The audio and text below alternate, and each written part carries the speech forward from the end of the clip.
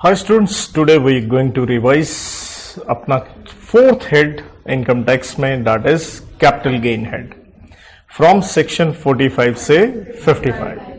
इससे पहले आपने देखा हमने सैलरी सिर्फ 3 पेज में और 100% फुल टू नोट्स के साथ मैंने आपको करवाया। एचपी सिर्फ 1 पेज, पीजीबीपी 5 पेज और कैपिटल गेन के मैं कहता हूं 4 से थोड़े कम है।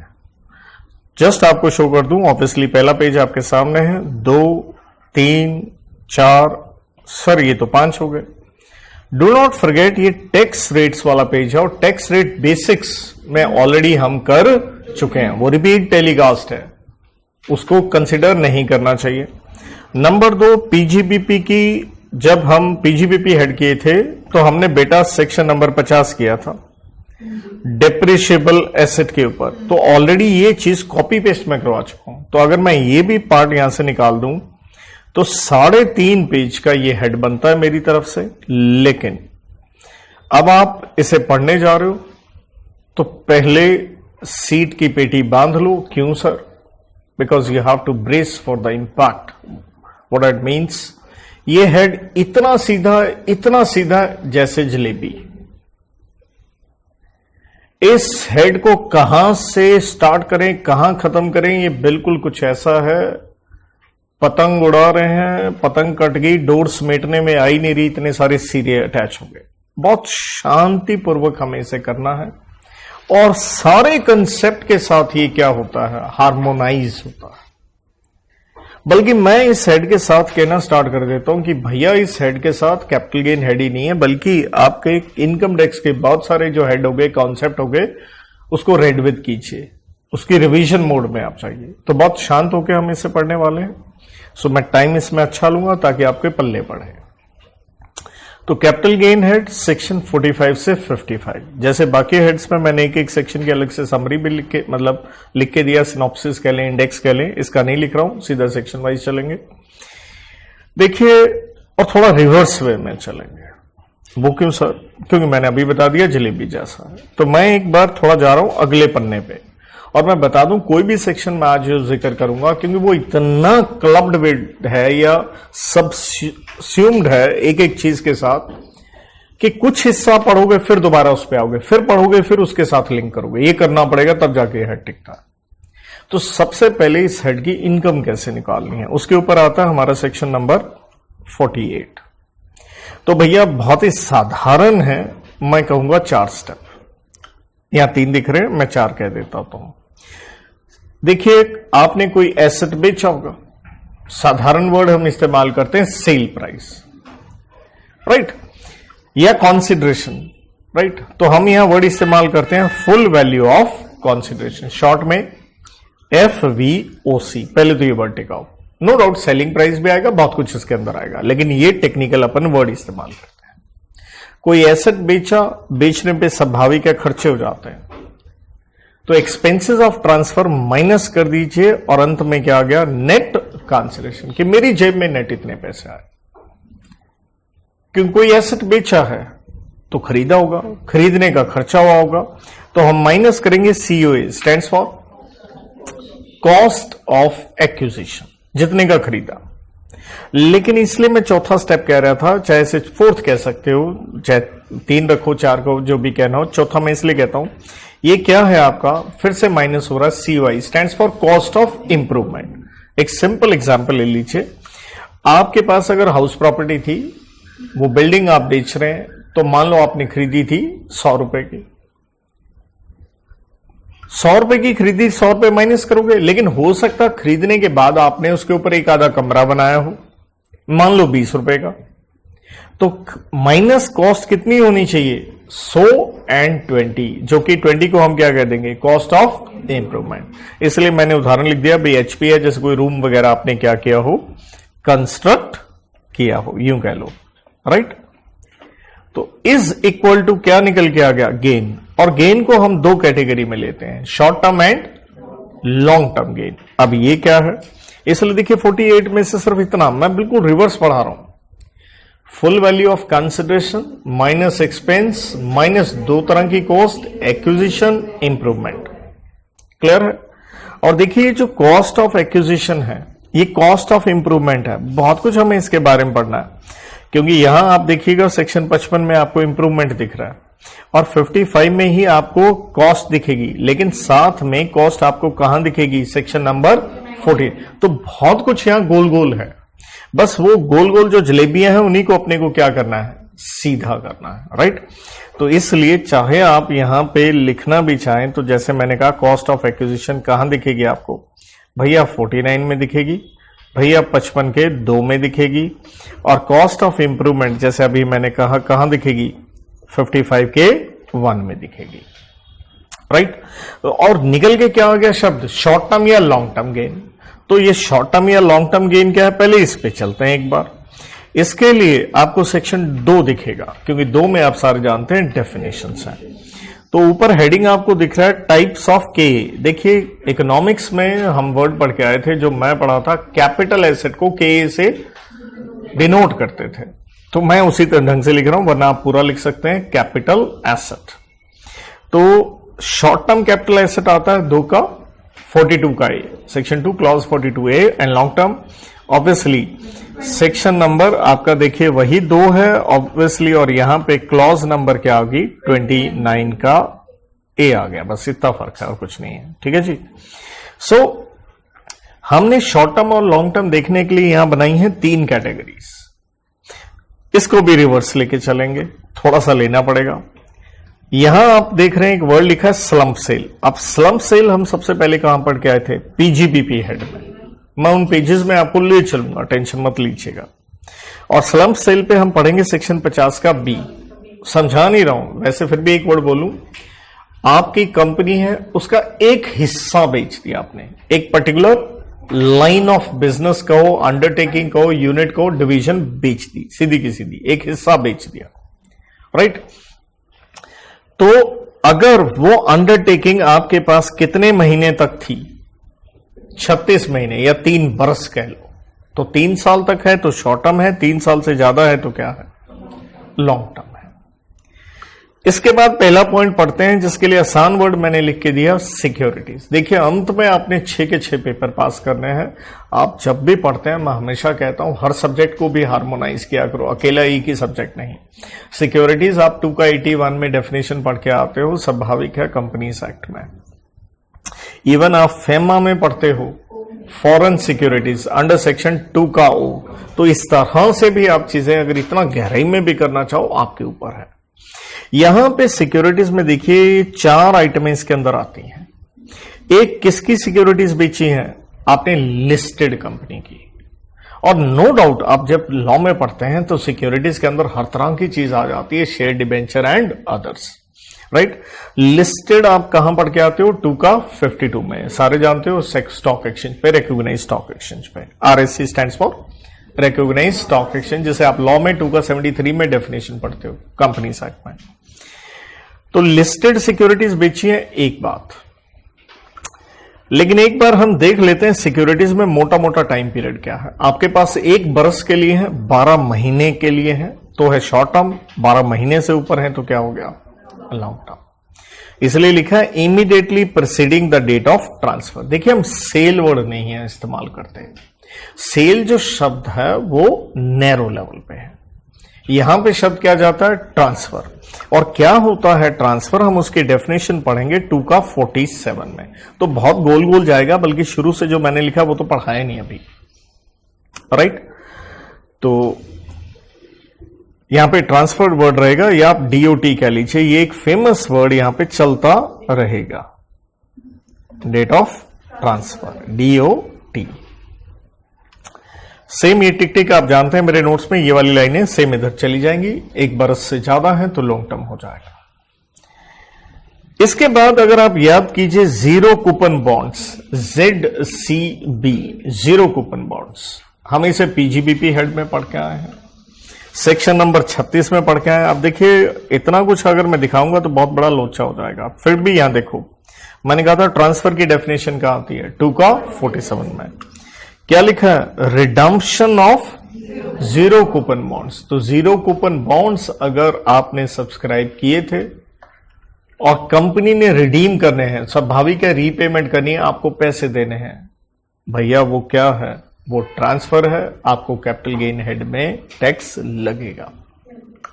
जिसे सेक्शन 36 पीजीबीपी हेड याद हो तो मेरे वाले नोट्स पॉइंट नंबर 5 में मैंने लिख के भी दिया था, वो भी यहां लिख के दिया है। तो जीरो कूपन बॉन्ड्स भी आ गए, तो है तो सिक्योरिटीज ही ना भाई। देन है यूनिट्स ऑफ किसकी, यूनिट्स हैं यहां किसकी, और यूटीआई की stands for unit trust of India, जो कि भारत का पहला क्या रहा है, म्यूचुअल फंड। ठीक है, घूम फिर के कुछ नहीं भैया, म्यूचुअल फंड ही है। लेकिन उसी के साथ एक वर्ड और देखिए क्या लिखा है, फिर से यूनिट्स हैं, लेकिन अब की बार किसकी है, इक्विटी ओरिएंटेड फंड।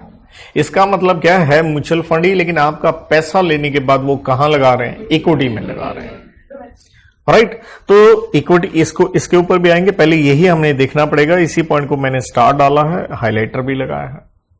ये 4 आई सिक्योरिटीज, पहले तो इसे टिकाओ। एक क्या आ गई भैया, लिस्टेड, 2 आ गई जीरो कूपन बॉन्ड्स, 3 आ गई यूनिट्स, और 4 भी यूनिट्स हैं। तीसरे में यूटीआई की, चौथे में इक्विटी ओरिएंटेड फंड, ईओएफ की। इसके अलावा कोई भी एसेट हो गया, वो चाहे आपकी बिल्डिंग हो, प्लॉट हो, ज्वेलरी हो, कुछ भी हो, वो आ गया इस सेकंड कैटेगरी में।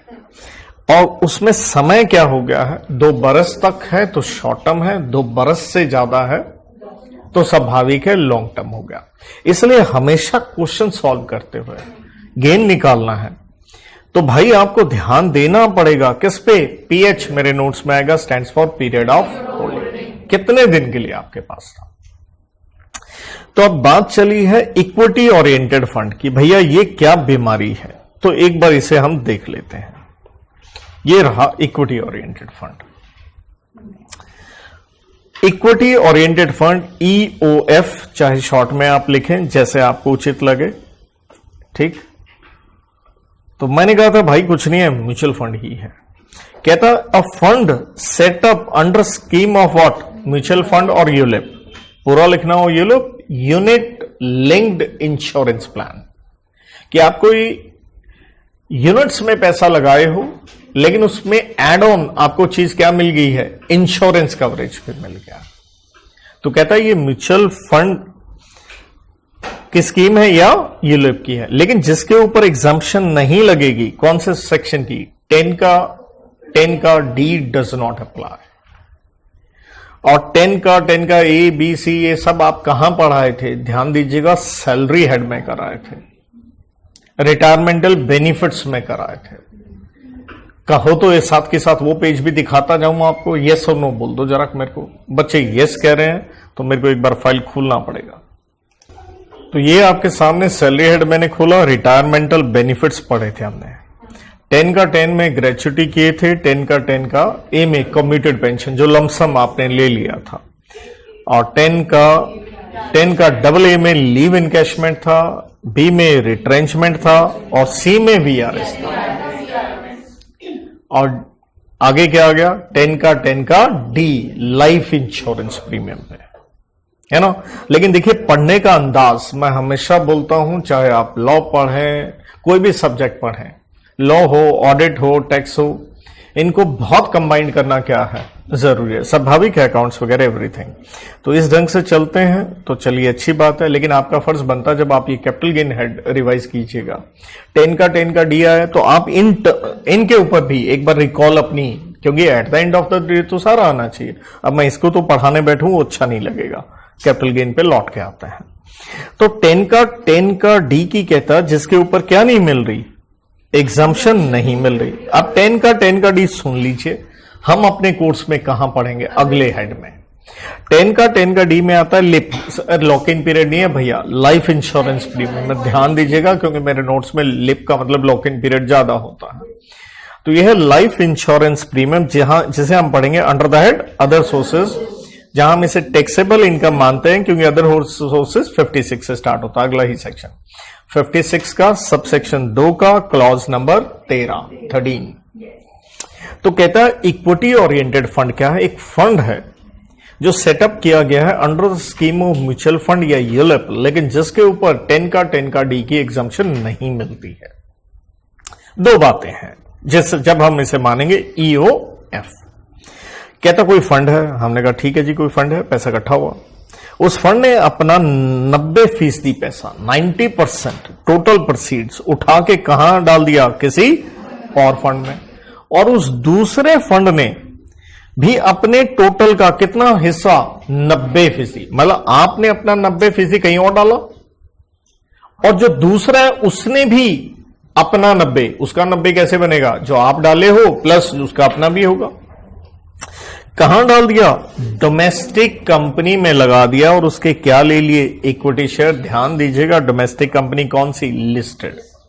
अब इसके लिए हमें क्या याद होना चाहिए, डोमेस्टिक कंपनी क्या होती है। तो याद कीजिएगा, ये बेसिक्स वाले नोट्स की फाइल खोल रहा हूं। हम स्टार्टिंग में जब इनकम टैक्स स्टार्ट किए थे, आपको याद होगा, तो हमने जब पर्सन्स पढ़ना स्टार्ट किया था, ठीक है, तो 2 का 31 में 7 पर्सन देख रहे थे, तब हम कंपनी में आए थे 2 का 17। तो बहुत मेहनत करके आपको चार्ट बना के दिया था कि डोमेस्टिक कंपनी 2 का 22 में आता है और उसका मतलब क्या है, इंडियन आता है 2 का 26 में। सिंपल, जिसका फार्मूला आप कंपनीज एक्ट या किसी और स्पेशल एक्ट में रजिस्टर्ड है एंड आपका रजिस्टर्ड ऑफिस कहां है, इंडिया में है। तो हर इंडियन कंपनी क्या होती है, डोमेस्टिक होती है। लेकिन डोमेस्टिक का फार्मूला बड़ा है। डोमेस्टिक के अंदर कोई और कंपनी भी आ जाती है जिसने क्या की है, अरेंजमेंट की है for declaration and payment of dividend in India. इसलिए डोमेस्टिक कंपनी में क्या आ सकती है भैया, फॉरेन कंपनी भी आ सकती है, राइट। क्योंकि फॉरेन कंपनी हम 2 का 23 का ए में किए थे, जो डोमेस्टिक नहीं है। तो भाई मेरे, हमने कहा फंड है, उसने 90% कहीं और फंड में लगाया और उसने अपना 90% कहां लगाया, इक्विटी शेयर्स लिए। किसके लिए, लिस्टेड डोमेस्टिक कंपनी, जिसके लिए हमें उसकी डेफिनेशन आनी चाहिए। कभी ना भूलें, हल्का सा लिखना भी हो तो कोई बुराई की बात नहीं होती कि भैया 2 चीजें आ जाती हैं। एक क्या आ गई इसमें, इंडियन कंपनी आ गई, क्या सेक्शन था, 2 का 26 प्लस वॉट क्या गई, जिसने क्या किया, वो डिक्लेरेशन किस चीज की भैया, डिविडेंड में। तो थोड़ा थोड़ा लिखने में कोई बुराई नहीं है, याद रहे आपको। Number 2, in any other case, कहता अगर पहला सिचुएशन फेल हो गया तो कोई फंड है जिसने अपना कितना पैसा, 65% ऑफ टोटल क्या, प्रोसीड्स, अपने प्रोसीड्स का कितना भैया, 65% पैसा कहां लगा दिया। फिर से सेम आंसर है, वही डोमेस्टिक कंपनी के किसमें, एक लिस्टेड कंपनी के इक्विटी शेयर में। तो सिंपल, फंड के आगे फंड, फिर 90-90 चलता रहा, equity share of listed domestic. पहला फेल हो गया तो कितना लगा दिया, 65%। किसमें बेटा, डोमेस्टिक लिस्टेड के इक्विटी शेयर में। अब फिर लौट के आओ, क्योंकि आराम से टिकाओ कि याद हो, जब याद होगा तभी % ढंग से कर पाइएगा। हमने कहा शॉर्ट टर्म के लिए समय सीमा होगी 12 महीने 4 तरह की सिक्योरिटीज के लिए। एक हमने कहा लिस्टेड के 2 जीरो कूपन बॉन्ड, फिर हमने 2 यूनिट्स बताई बेटा, एक यूटीआई की, एक ईओएफ, इक्विटी ओरिएंटेड फंड, जिसका मतलब हमने बताया कि साहब ये एक म्यूचुअल फंड की ही स्कीम है या यूलिप की है, लेकिन जिसके ऊपर 10 का डी नहीं लगता। वो लाइफ इंश्योरेंस प्रीमियम वाला है, जो अदर सोर्सेज हेड में आप पढ़िएगा। 2 बातें आ गई, फंड ने अपना 90% किसी और फंड में लगाया और उसने अपना 90% आगे किसमें लगाया, लिस्टेड डोमेस्टिक कंपनी के equity share is the main point. पहला पॉइंट फेल हो गया तो कितना लगाया, 65% फंड ने किसमें, same answer, equity shares listed domestic company के। ओके किडीज, कहानी आगे बढ़ती है। तो हमने यहां से कम एक तरह से ये तो जान लिया कि 2 तरह से पीरियड ऑफ होल्डिंग के हिसाब से हमारे एसेट्स हैं। अब आइए थोड़ा शुरू में चलते हैं। आप देख रहे हैं जिस अंदाज में पढ़ा रहा हूं मैं ये भी कहता हूं आज अगर आप इसे पढ़ लेते हैं उसके बाद दोबारा पढ़ते हैं, अंदाज यही रखो पढ़ने का, क्योंकि that will be what the best way, जो मैं एज ए टीचर जितना मेरा एनालिटिकल प्रोसीजर मैं लगा सकता हूं उसके हिसाब से। देखिए सबसे पहला सेक्शन आपने लगभग हर हेड में देखा है, कौन सा होता है, चार्जेबल सेक्शन होता है या कंडीशन भी आप इसे कह सकते हैं। 2 बातें हैं, कहता कोई इनकम आ रही है फ्रॉम ट्रांसफर, इसलिए मैं कह रहा था यहां सेल वर्ड नहीं है, क्या है, अरे ट्रांसफर किसका किए हो, कैपिटल एसेट का किए हो। तो दैट मीन्स आगे मैं पढ़ाऊं 2 शब्द जानने पड़ेंगे भाई, ये ट्रांसफर क्या है या कैपिटल एसेट क्या है। हर एसेट पे टैक्स नहीं है कैपिटल गेन हेड में, सिर्फ किस पे है, कैपिटल एसेट। तो ट्रांसफर को बाद में पढ़ना, पहले क्या पढ़ो, कैपिटल एसेट पढ़ो। 2 का 14 ये के मैंने शॉर्ट में भी लिख दिया, और ध्यान रखिएगा यहां सिर्फ कितनी है, 3 आपकी सब क्लॉजेज आती हैं सेक्शन 2 क्लॉज 14 के अंदर। ए पॉइंट को एक बार छोड़ दीजिए, पहले सबसे पहले आप सी में ही जाइए, क्योंकि अभी हमने इक्विटी ओरिएंटेड फंड भी पढ़ा था, राइट। तो बिल्कुल उसकी टाइमिंग भी एक जगह सही जगह मैंने नोट्स में लिख के दी है। ULIP, unit linked insurance policy, clear है। कहता जिसके ऊपर 10 का डी की क्या नहीं मिलती है, एग्जम्पशन, तो वो यूलिप क्या कहलाएगा, कैपिटल एसेट, तो उस पे कैपिटल गेन पे टैक्स लगेगा। नंबर 2, मतलब विशेष हमें ध्यान रखना इन दोनों पॉइंट में, या 10 का डी की एग्जम्पशन ना हो, 10 का डी की क्या ना हो, एग्जम्पशन ना हो। बी पॉइंट इसके बाद पढ़िएगा, FII के पास क्या है, सिक्योरिटीज है, stands for foreign institutional investor, बाहर के जो इंस्टीट्यूशन है जो पैसा लगाते हैं भारतीय कंपनी की सिक्योरिटीज में, तो वो सिक्योरिटीज भी क्या है, कैपिटल एसेट है। अरे है तभी तो हम पढ़ा है ना टाइप ऑफ कैपिटल एसेट में सिक्योरिटीज, तो ठीक है, तो कोई रॉकेट साइंस नहीं है, राइट। और इन्वेस्टमेंट फंड अंडर सेक्शन 115 का यूबी, लेकिन ये कहां आएगा, सीए फाइनल में, तो उसका मीनिंग में मैं ज्यादा नहीं जाऊंगा। दरअसल पहली ही क्लॉज महत्वपूर्ण है आपके लिए। कहता है कैपिटल एसेट क्या है, किसी भी प्रकार की प्रॉपर्टी जो एसएससी के पास है, एसएससी 2 का साथ में पढ़ के आए थे डेफिनेशन, तो सेक्शन मैंने साथ में लिखे होते हैं। कहता है वेदर और not connected with his BP, business और प्रोफेशन। सिंपल याद रखो, कोई भी तरह की प्रॉपर्टी, बात खत्म। लेकिन यहां पे एक नेगेटिव लिस्ट आ गई, क्या आ गई, भैया ये कैपिटल एसेट नहीं है, ये नहीं है तो स्वाभाविक है कैपिटल गेन में क्या नहीं लगेगा, टैक्स नहीं लगेगा। तो ये जरूर ध्यान दीजिएगा, ये एक तरह की क्या आ गई, नेगेटिव लिस्ट आ गई। तो नेगेटिव लिस्ट के अंदर हमारा पहला पॉइंट है सिट हम बहुत किए थे, कहां, पीजीबीपी हेड में, stands for what, stock and trade. अरे सिंपल सी बात है, स्टॉक एंड ट्रेड तो स्वाभाविक है, धंधा है तो कहां जाएगा, पीजीबीपी हेड आएगा। तो इनकम पे टैक्स तो ठुक रहा है, कैपिटल गेन में थोड़े ठुकेगा। स्टॉक चाहे रॉ मटेरियल हो, WIP हो या क्या हो, फिनिश गुड्स। लेकिन थोड़ा ध्यान रखिएगा, बच्चे थोड़ी गलती कर लेते हैं, वो क्या, मान लीजिए आप कोई रियल एस्टेट डेवलपर है, तो रियल एस्टेट डेवलपर के पास फ्लैट प्लॉट ही होंगे ना, स्टॉक एंड ट्रेड, क्लियर है। तो वो उसके लिए सेट हुआ, वो इस हेड में नहीं आएगा। लेकिन मेरे और आप जैसे व्यक्ति जो इन्वेस्टर हो सकते हैं, मकान दुकान में पैसा लगाए हैं, उनके लिए तो क्या हो गया, कैपिटल एसेट हो गया। जो आपके माँ बाप को प्लॉट में आजकल लगे, सारी देशी लगा हुआ है, आप जानते ही हो, सब डीलर बने हुए हैं, गॉड और नॉट, ठीक है। तो भैया कोई भी प्रॉपर्टी ध्यान क्या रखना है, स्टॉक एंड ट्रेड। और विशेष रूप से रियल एस्टेट वाला मैं उदाहरण लिख दिया हूं, बच्चे थोड़ा उसको वो कहते हैं अब वो एसेट ठोको कैपिटल गेन, और ठुक गया हमारा पेपर, पीजीबीपी हेड, अगर वो स्टॉक है। GDB stands for gold deposit bonds या deposit certificate under gold monetisation scheme. Simple बात है, ये बॉन्ड है, गोल्ड डिपॉजिट बॉन्ड हो या बेरर बॉन्ड। बेरर का मतलब ही क्या होता है, ट्रांसफरेबल बाय मेयर। डिलीवरी किसने इशू किए हैं, सेंट्रल गवर्नमेंट ने, राइट। या गोल्ड को बाद में आप मोनेटाइज कैश में कन्वर्ट करवा लोगे। तो ये कोई कैपिटल एसेट नहीं है, क्योंकि इससे पता क्या होता है, सरकार अपने पास पैसा क्या कर रही है, इकट्ठा कर रही है, लोगों से ले रही है। लोगों से पैसा लोगे और बाद में जब इनको रिडीम किया जाएगा, टैक्स लगेगा, लोग पैसा नहीं लगाएंगे।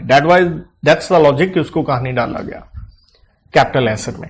और इनसे आने वाला इंटरेस्ट भी देखिएगा एग्जम्प्ट होता है अंडर सेक्शन 10 का 15 में, राइट। महत्वपूर्ण बात आती है तीसरी, रूरल एग्रीकल्चर लैंड। तो फिर से मत भूलिए, रूरल एग्रीकल्चर लैंड तो हम कहां पढ़ाए थे, बेसिक्स में पहले भी करके आए थे, राइट।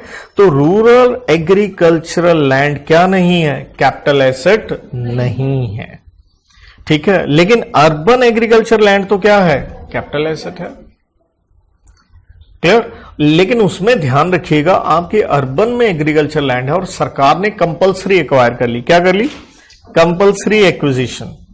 और अगर वो लैंड है किसकी, इंडिविजुअल या HF की, तब हम आपको एग्जम्पशन देते हैं अंडर सेक्शन कौन सा, 10 का 37। देखिए इसका कनेक्शन कहां आता है, इस चैप्टर में हम सेक्शन 54 में एग्जम्पशंस पढ़ेंगे। देखिए सेक्शन 10 मदर सेक्शन है एग्जम्पशन का। अकल हमें यह होनी चाहिए कि जो सेक्शन 10 में एग्जम्पशन मिलती है वो इनकम लिंक्ड होती है, और 54 में जो हमें एग्जम्पशन है वो इन्वेस्टमेंट लिंक्ड है। यहां पे आप एक एग्जम्पशन पढ़िएगा 54 का बी, जहां आपने क्या बेचा होगा, अर्बन जमीन बेच के जमीन ली है तो एग्जम्पशन मिलती है।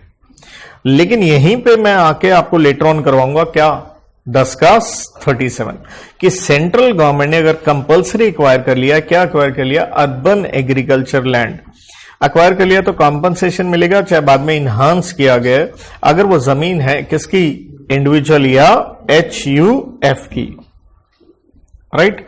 तो अगर उनकी जमीन है, बाद में डिटेल में पढ़ेंगे, तो उसके ऊपर तो क्या मिल जाता है, एग्जम्पशन मिल जाता है। मतलब पॉइंट्स आप देख रहे हैं हर जगह गोल गोल होके हो रहा है, बट इसको इसी प्रकार से पढ़िए कि याद आपको हो सके।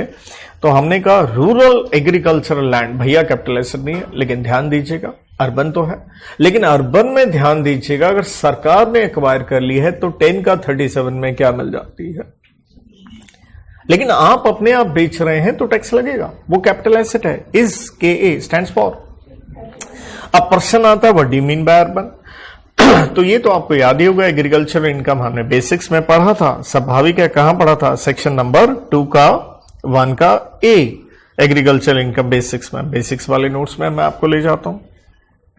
तो जब हमने बेसिक्स पढ़े थे तो यहां पे हम अपना एग्रीकल्चर इनकम पढ़ के आए थे। देखिए 2 का 1 का, जहां हमने कहा था एग्रीकल्चर इनकम 10 का 1 में क्या हो जाती है, एग्जम्प्ट हो जाती है, राइट। लेकिन अगर यहीं पे आप देखोगे, मैंने पहले ही लिख के दे दिया था, transfer of agricultural land in what, क्या है, कैपिटल गेन होता है, और वो क्या नहीं होता, एग्रीकल्चरल नहीं इनकम, क्योंकि it is taxable under what, chargeable section 45 हो गया।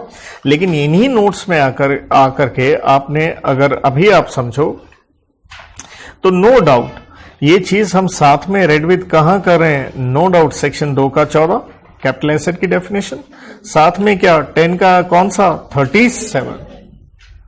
और यहीं पे याद कीजिएगा हमने ये पॉपुलेशन वाला ये चार्ट वार्ट किया था, याद है, अर्बन अर्बन क्या होती है। बट फिर से इस हेड में, इसलिए मैं कह रहा था 3.5 पेज भी है यार, उसमें से काफी कुछ हिस्सा अगर आप पहले से वाला लिंक करके चलेंगे तो बात आसान लगेगा। Now what do you mean by urban, तो प्रॉपर मैंने यहां पे भी लिख के दिया कि अर्बन इलाका वो है उस म्युनिसिपैलिटी में आपकी जमीन है जिसकी पॉपुलेशन कम से कम कितनी हो, 10,000। लेकिन अगर आप म्युनिसिपैलिटी के बाहर चले जाओगे तब भी अर्बन हम मान लेंगे। कब मानेंगे हम मानेंगे अगर म्युनिसिपैलिटी के बाहर गए विद इन वॉट 2 किलोमीटर या अप टू 2 किलोमीटर को, और पॉपुलेशन उसकी क्या है 10,000 से ऊपर लेके टिल वॉट 1 लाख, और अप टू 6 किलोमीटर है तो पॉपुलेशन कितनी 1 लाख से ज्यादा से 10 लाख, और अप टू 8 किलोमीटर है तो मोर देन 10 लाख। लेकिन ध्यान क्या रखना है, बियॉन्ड 8 किलोमीटर म्युनिसिपैलिटी क्रॉस कर गए आप, 8 किलोमीटर टप गए आप, तो फिर तो 100% वो कैपिटल एसेट नहीं होगा, क्योंकि वो किस में एंटर कर जाएगा, रूरल एग्रीकल्चरल लैंड में। और ये चीज हमने बेसिक्स में एग्रीकल्चर इनकम में पढ़ी थी। अगर एग्रीकल्चर लैंड हिंदुस्तान के बाहर है, अरे भैया फिर तो 100% क्या है, वो कैपिटल एसेट है। तो एक बार इसको टिकाइए, पॉइंट नंबर अपना ये तीसरा आ रहा है, रूरल कैपिटल एसेट नहीं है, अर्बन है। अर्बन के लिए क्या पता होना चाहिए, उस म्युनिसिपैलिटी जिसकी पॉपुलेशन है 10,000, म्युनिसिपैलिटी को क्रॉस कर गए अगर पॉपुलेशन कितनी हो 10,000 से ज्यादा अप टू 1 लाख, लेकिन ये 2 किलोमीटर की है, फिर 2 से 6 वाली 1 लाख से 10 लाख, और फिर आपका स्वाभाविक है क्या आ गया 6 से 8 वाली 10 लाख से ऊपर, 8 किलोमीटर के ऊपर कोई रोला नहीं है, क्लियर। लेकिन यहां पे सबसे महत्वपूर्ण पॉइंट तो आता है 4th। फिर मत भूलिए हम नेगेटिव लिस्ट पढ़ रहे हैं, ये कैपिटल एसेट नहीं है। तो 4th में क्या आता है, मूवेबल ध्यान रखना है, इमूवेबल का बात नहीं हो रहा। मूवेबल वो भी क्या, आपके पर्सनल इफेक्ट, जैसे मेरा चश्मा, जैसे ये मेरा पेन, मेरी ये जर्सी मूवेबल है। इंक्लूडिंग देखिए इसलिए क्या लिखा, कपड़ों की बात हुई, वेयरिंग अपैरल्स, जूते हो ये वो, इवन फर्नीचर, सब कुछ उसी का बात हो रहा है, आपका पर्सनल। पर्सनल मीन्स अरे स्टॉक एंड ट्रेड है तो थोड़े आएगा यार यहाँ पे, that's why the word personal. कहता है हेल्ड बाय, किसके पास है? आपके पास है या आपके किसी फैमिली सदस्य के पास है जो आपके ऊपर क्या है, डिपेंडेंट तो आपकी हुई ना चीज। कहता अगर ये बेच देंगे ये कैपिटल एसेट नहीं है। अरे वैसे भी चश्मा बेचूं मैं, ये पेन बेचूं, जर्सी बेचूं, गेन तो होना ही नहीं है यार। तो सरकार बेवकूफी बना रही है क्योंकि इस पे लॉस आएगा, लॉस में आप कौन सा बेनिफिट उठा लोगे? सेट ऑफ का ना उठाओ तो कह दिया ये कैपिटल एसेट नहीं है। तो लेकिन जिस पे हो सकता था मेरे गले में पहनी हुई चेन या रिंग पहना हुआ, वो तो कमबख्त क्या है, वो कैपिटल एसेट ठोक दिया क्योंकि उसमें गेन निकलेगा, इसलिए लिख दिया एक्सक्लूड्स। बोले तो ये क्या है? ये कैपिटल एसेट है। यहां पे देखिए 6 पॉइंट मैंने लिख के दिया और 6 के 6 इनमें गेन निकलेगा, राइट। और जिसमें सबसे पहले तो क्या आ गया? ज्वेलरी। ज्वेलरी में हमने क्या ले लिए? ऑर्नामेंट्स, जिसको आप सारे जानते हैं, आभूषण, जैसे रिंग हो, चेन हो। गोल्ड की हो, G for gold, S for silver, ये शॉर्ट में लिखा, पी फॉर प्लैटिनम, या अदर क्या, प्रेशियस मेटल या प्रेशियस स्टोन, जो आप रिंग वगैरह पहनते हो उसमें स्टोन्स हैं तो बहुत महंगे ही होते हैं भाई। इवन गोल्ड के क्या बर्तन, गोल्ड का क्या क्वाइन कहो, बार कहो, या बुलियन जिसे हम कह देते हैं, चाहे वो किसके हो, सिल्वर के हो, ठीक है। और ज्वेलरी अगर आपके अपैरल में है, पैसे वाले लोग अपनी साड़ियां जो बनाते हैं कह लीजिए, उनमें भी ये अपनी चांदी और सोने की जो भी काम किया होता है, एम्ब्रॉयडरी या व्हाटएवर यू कॉल इट, ठीक है, या फर्नीचर पे भी राजा महाराजे उनके कुछ ये सब कुछ ज्वेलरी पे टैक्स लगेगा। लेकिन एक्सक्लूड हम क्या कर रहे हैं? सिर्फ कौन से? चांदी के बर्तन पे नहीं लगेगा, उसको हम कैपिटल एसेट नहीं मानेंगे। देन अगर आप सारे पॉइंट उठाओगे उसको एक वर्ड में खत्म किया जा सकता है। अगर आप इसे और भी सरल अगर क्या करना चाहें, बनाना चाहें, कि मतलब अगर आप में संभावना है कि आप भूल सकते हैं, तो आप सिंपल 2 शब्दों से भी गेम बना सकते हैं। जे फॉर ज्वेलरी जमा आर्ट वर्क। जमा कैसे? जैसे देखिए ड्राइंग होगी, अरे ये पैसे वाले लोग 500 करोड़ का, पीछे आधार पूना वाला ने 180 करोड़ का क्या खरीदा? पेंटिंग, जो जिसने कोविड के समय इंजेक्शन बनाए थे। तो ड्राइंग्स होगी, पेंटिंग्स आ गया, क्या आ गया? आर्कियोलॉजिकल कलेक्शन की चीज, ठीक है, पुरातत्व विभाग की पुराने जमाने की मूर्तियां छुट्टियां कुछ हो, इवन मूर्ति आएगी स्कल्पचर, या क्या लिख दिया? Any other work of art. तो मैं तो इनको आर्ट वर्क, बाकी आपने एग्जैक्ट याद करना, मैंने कोड की बना दी है, JD PAS. J for jewellery, D for drawing, P for paintings, A से archaeological significance, art work, and S से स्कल्पचर। और ध्यान दीजिएगा अगला हेड जब हम पढ़ेंगे अदर सोर्सेस, अदर सोर्सेस में सेक्शन 56 का 2 का सब क्लॉज नंबर 10 फेमस है, गिफ्ट वर्ड से आप जानते हैं। तो वहां पे भी आप इन सबको पाइएगा, जेडी पास को। वहां एक एक्स्ट्रा पॉइंट आ जाएगा, वो भी मैंने लिख के दे दिया, शेयर या सिक्योरिटी। तो कहने का मतलब अदर सोर्सेज हेड में ये चीज आएगी। कैसे आएगी? अदर सोर्सेज हेड में बात करेंगे, लेकिन लिखना यहां क्यों है? बिकॉज मैं हमेशा कहता हूं हार्मोनाइज कीजिए। बहुत इजी सब्जेक्ट है, वाई? बिकॉज बहुत टफ है। सर ये क्या डायलॉग हुआ? अरे ये सब्जेक्ट ही बार बार कहता हूं जलेबी जैसा है, चक्रव्यूह है, उस चक्रव्यूह में घुसना आना चाहिए, निकलना आना चाहिए। वो मैंने आपके लिए इतने कम पेजेस में 100% एक वर्ड के साथ लिख के दे रखा है, ठीक है, कि आपको दिक्कत ना आए। ओके किडीज, तो मूवेबल नहीं होता है, लेकिन उसके अंदर एक्सेप्शन आ गया, जेडी पास या ज्वेलरी और पीस ऑफ आर्ट जिसकी वैल्यू हो वो ठोक दिया इन्होंने टैक्स। ओके भाई, याद हो गया 2 का 14। अब हम चार्जेबल सेक्शन में 2 बातें कही। इनकम आई है फ्रॉम ट्रांसफर, किसका ट्रांसफर किए हो आप? Capital asset. तो जैसे मैं बता रहा था कि जो ट्रांसफर वर्ड है वो वाइडर है, अकेला सेल नहीं है। तो डेफिनेशन आती है 2 का 47 में, इंक्लूसिव डेफिनेशन है। यहां पे आपको 7 क्लॉजेज नजर आ रही है। आगे वर्ड सेल, तो सेल के अलावा इतना कुछ है, इसलिए वाइडर हो गया। क्या वर्ड लिखा है? चाहे एक्सचेंज हो, बार्टर जिसे आप कहते हैं, या रिलिंक्विशमेंट ऑफ एसेट, आपने अपना कोई एसेट छोड़ दिया। जैसे मान लीजिए मैंने मेरी चेन उठा के आपको दे दी गोल्ड की, मान लो, दूंगा नहीं वो अलग बात है, तो क्या बन गया भाई? ये गिफ्ट हो गया। या आप वसीयत से किसी को अपनी क्या दे रहे हैं? प्रॉपर्टी। तो आप अपना हक तो छोड़ रहे हैं, तो उसके ऊपर उसको भी क्या माना गया है? ट्रांसफर। तो सर इस पे टैक्स लगेगा या नहीं लगेगा? अरे बात करेंगे, क्योंकि 2 का 47 को आप मेन सेक्शन 47 के साथ रेड विद करोगे। 47 में एक लिस्ट दिखेगी किस चीज की? Exempted transfer. तो वहां जब हम पढ़ेंगे ना ये गिफ्ट विफ्ट, इसलिए मैं कह रहा हूं गोल गोल चलेगा। तो वहां आप पढ़ेंगे गिफ्ट वगैरह पे कोई क्या नहीं लगता, टैक्स नहीं लगता। जैसे पहले पन्ने पे ही देखिए हेडिंग दिया मैं एग्जम्प्टेड ट्रांसफर, या कह लीजिए transactions not regarded as what? Transfer. क्या लिखा है? Gift will. तो इस पे कोई टैक्स नहीं है। लेकिन ध्यान रखिएगा हम यहां क्या पढ़ रहे हैं, डेफिनेशन तो क्या कह रही है? ये ट्रांसफर है। वो अलग बात है, गिफ्ट वगैरह पे क्या नहीं लगेगा भाई? टैक्स नहीं लगेगा। कब लगेगा, कैसे लगेगा, वो बाद में देखेंगे, क्योंकि अभी मैंने बताया गिफ्ट कहां चला जाएगा? अदर सोर्सेज में जाएगा। बहुत गोल गोल है, इसलिए जो पिछले हेड कर लिए हो वो भी आपको दिखा रहा हूं, उनको साथ लेके चलिए। आज जो पढ़ रहे हैं टैक्स में, देखिए कोई भी सब्जेक्ट में मैं हमेशा कहता हूं, क्योंकि लॉ पढ़ रहे हो आप, तो लॉ में ये होता है जो आज पढ़ रहे हैं उसे तो पढ़ना ही है, पिछला साथ लेके चलिए और थोड़ा बेस किसका बनाते जाइए। आगे की बात हल्की हल्की होती रहे तो कोई बुराई की बात नहीं है। देन आ गया extinguishment of any right therein. कोई हक है, आपका हक खत्म हो गया।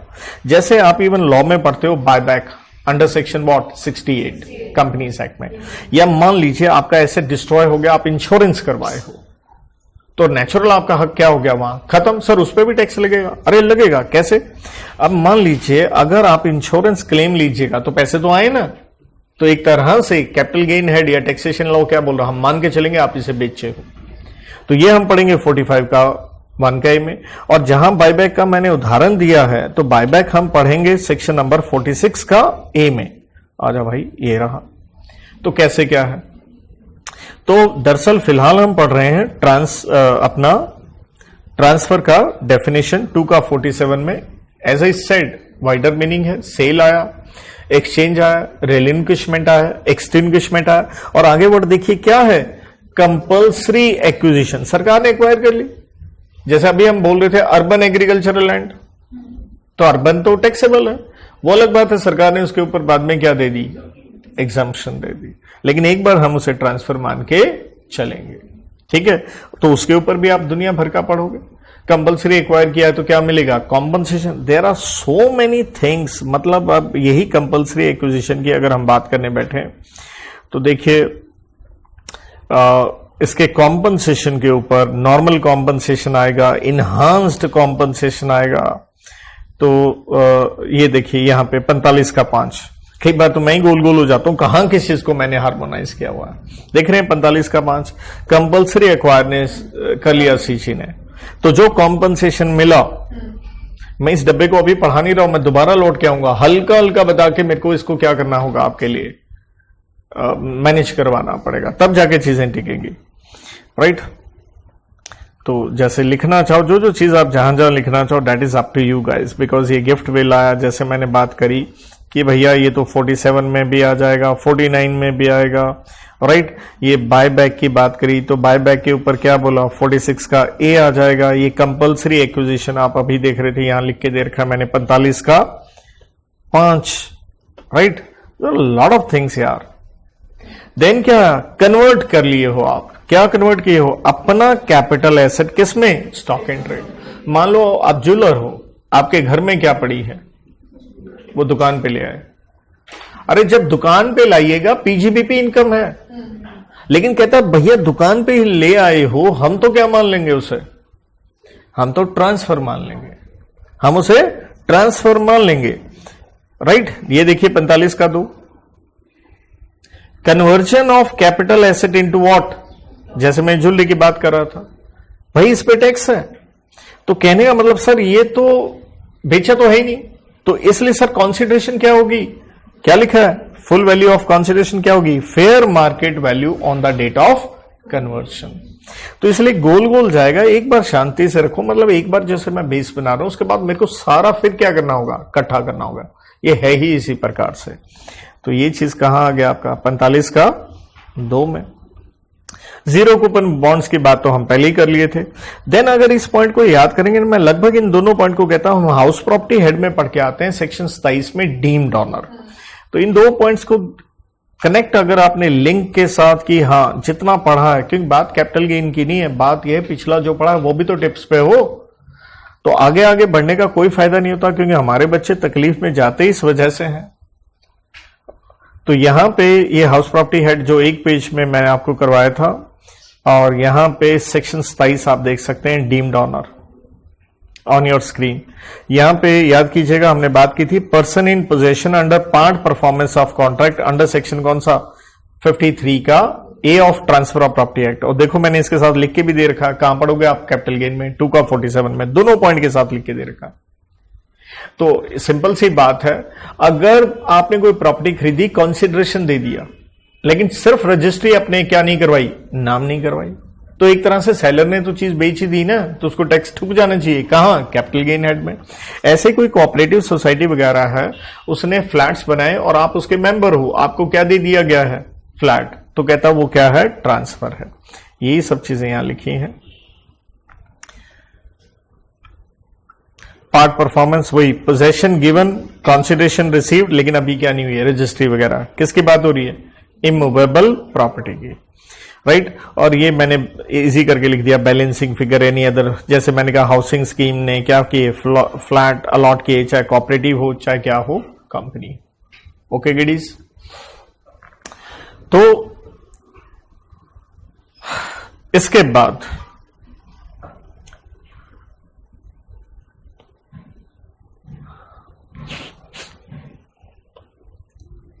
अब हमें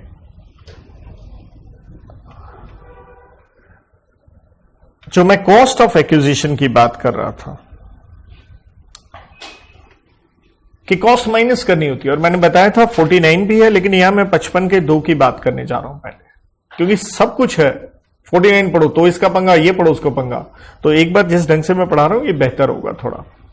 देखिए, अब हमने कहा था प्रॉपर्टी कोई भी हो सकती है, ठीक है, यही हमने कहा ना, किसी भी तरह की प्रॉपर्टी, 2 का 14 में ही कहा ना, प्रॉपर्टी ऑफ एनी काइंड, कि भैया उसको कैपिटल एसेट मानेंगे और टैक्स ठुकेगा।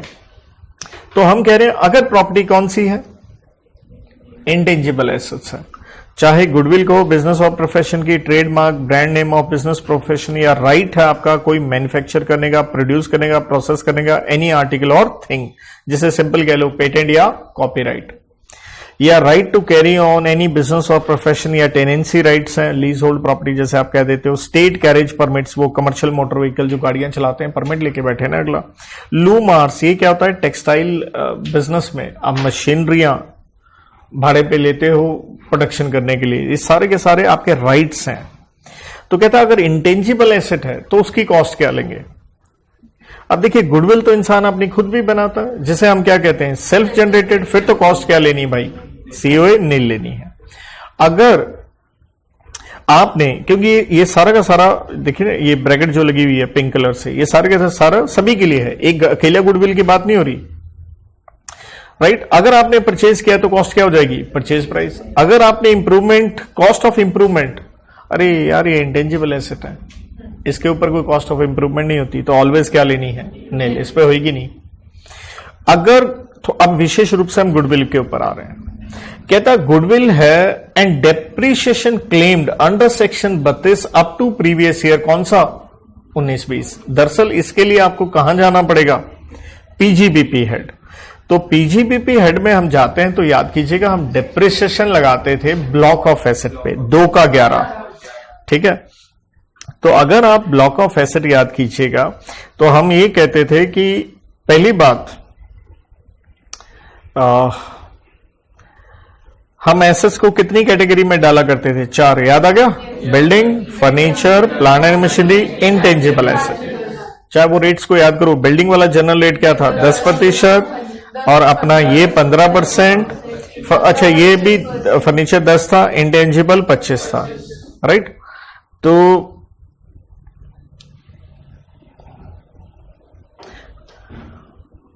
ध्यान देना, सेक्शन 32 आगे डेप्रिसिएशन क्या लिखा है, हमने ही कहा था ना एसेट यूज होना चाहिए, राइट।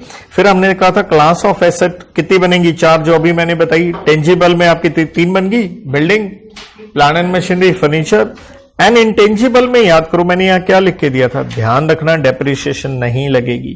कहां? गुडविल ऑफ बिजनेस और प्रोफेशन। और क्या लिख के दिया है यहां? ये टाइम आज आ गया।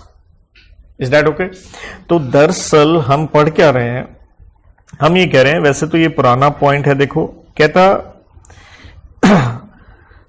आज के दिन तो गुडविल पे क्या नहीं लगती, डेप्रिसिएशन नहीं लगती, पहले लगा करती थी। तो कहता अगर डेप्रिसिएशन क्लेम की, आज तो लगती ही नहीं है, अब तो कौन सा ईयर 19-20, ठीक है, इसलिए लिख के दिया पीजीबी पे नाउ गुडविल पे कोई क्या नहीं है, depreciation.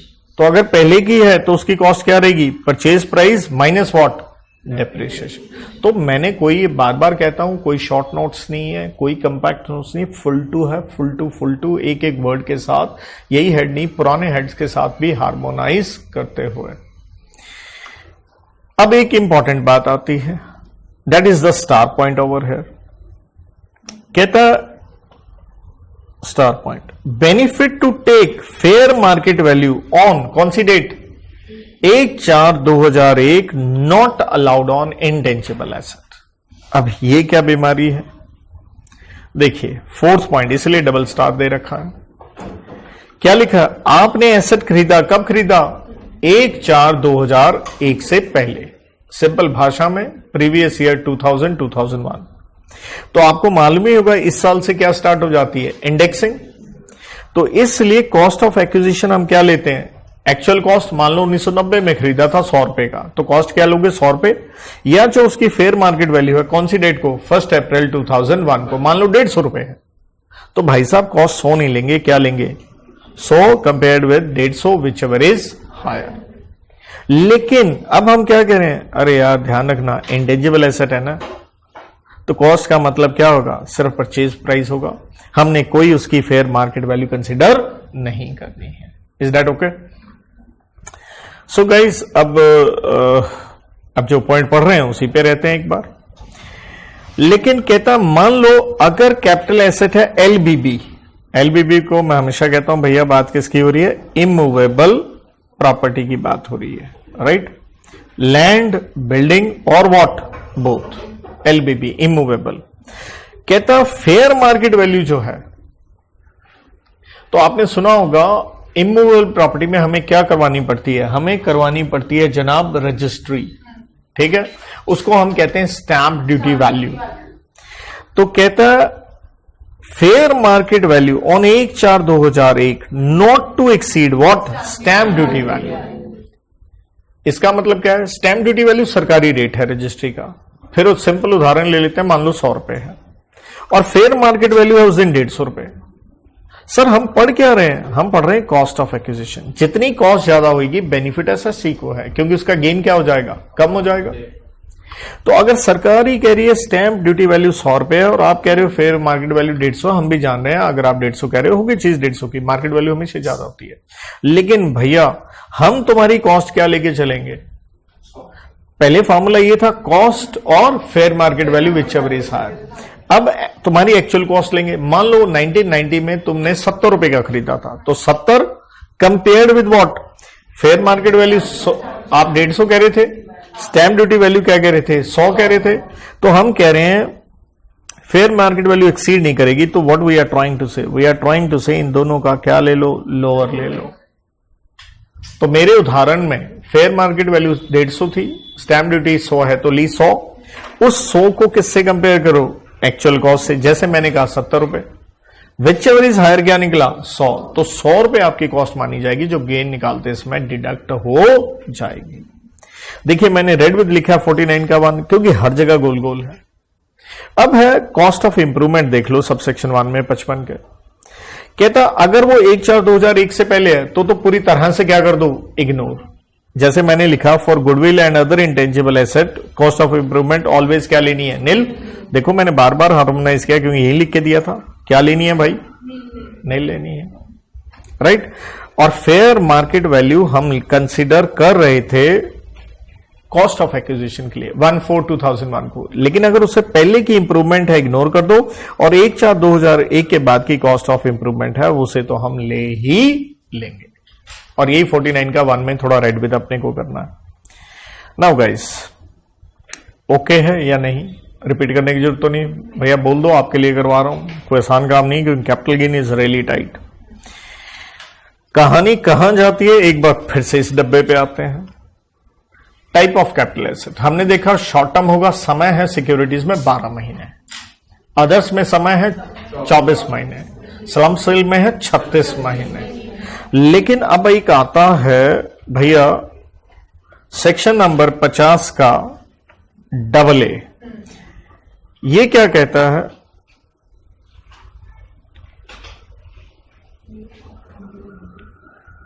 Following are always what, irrespective of what.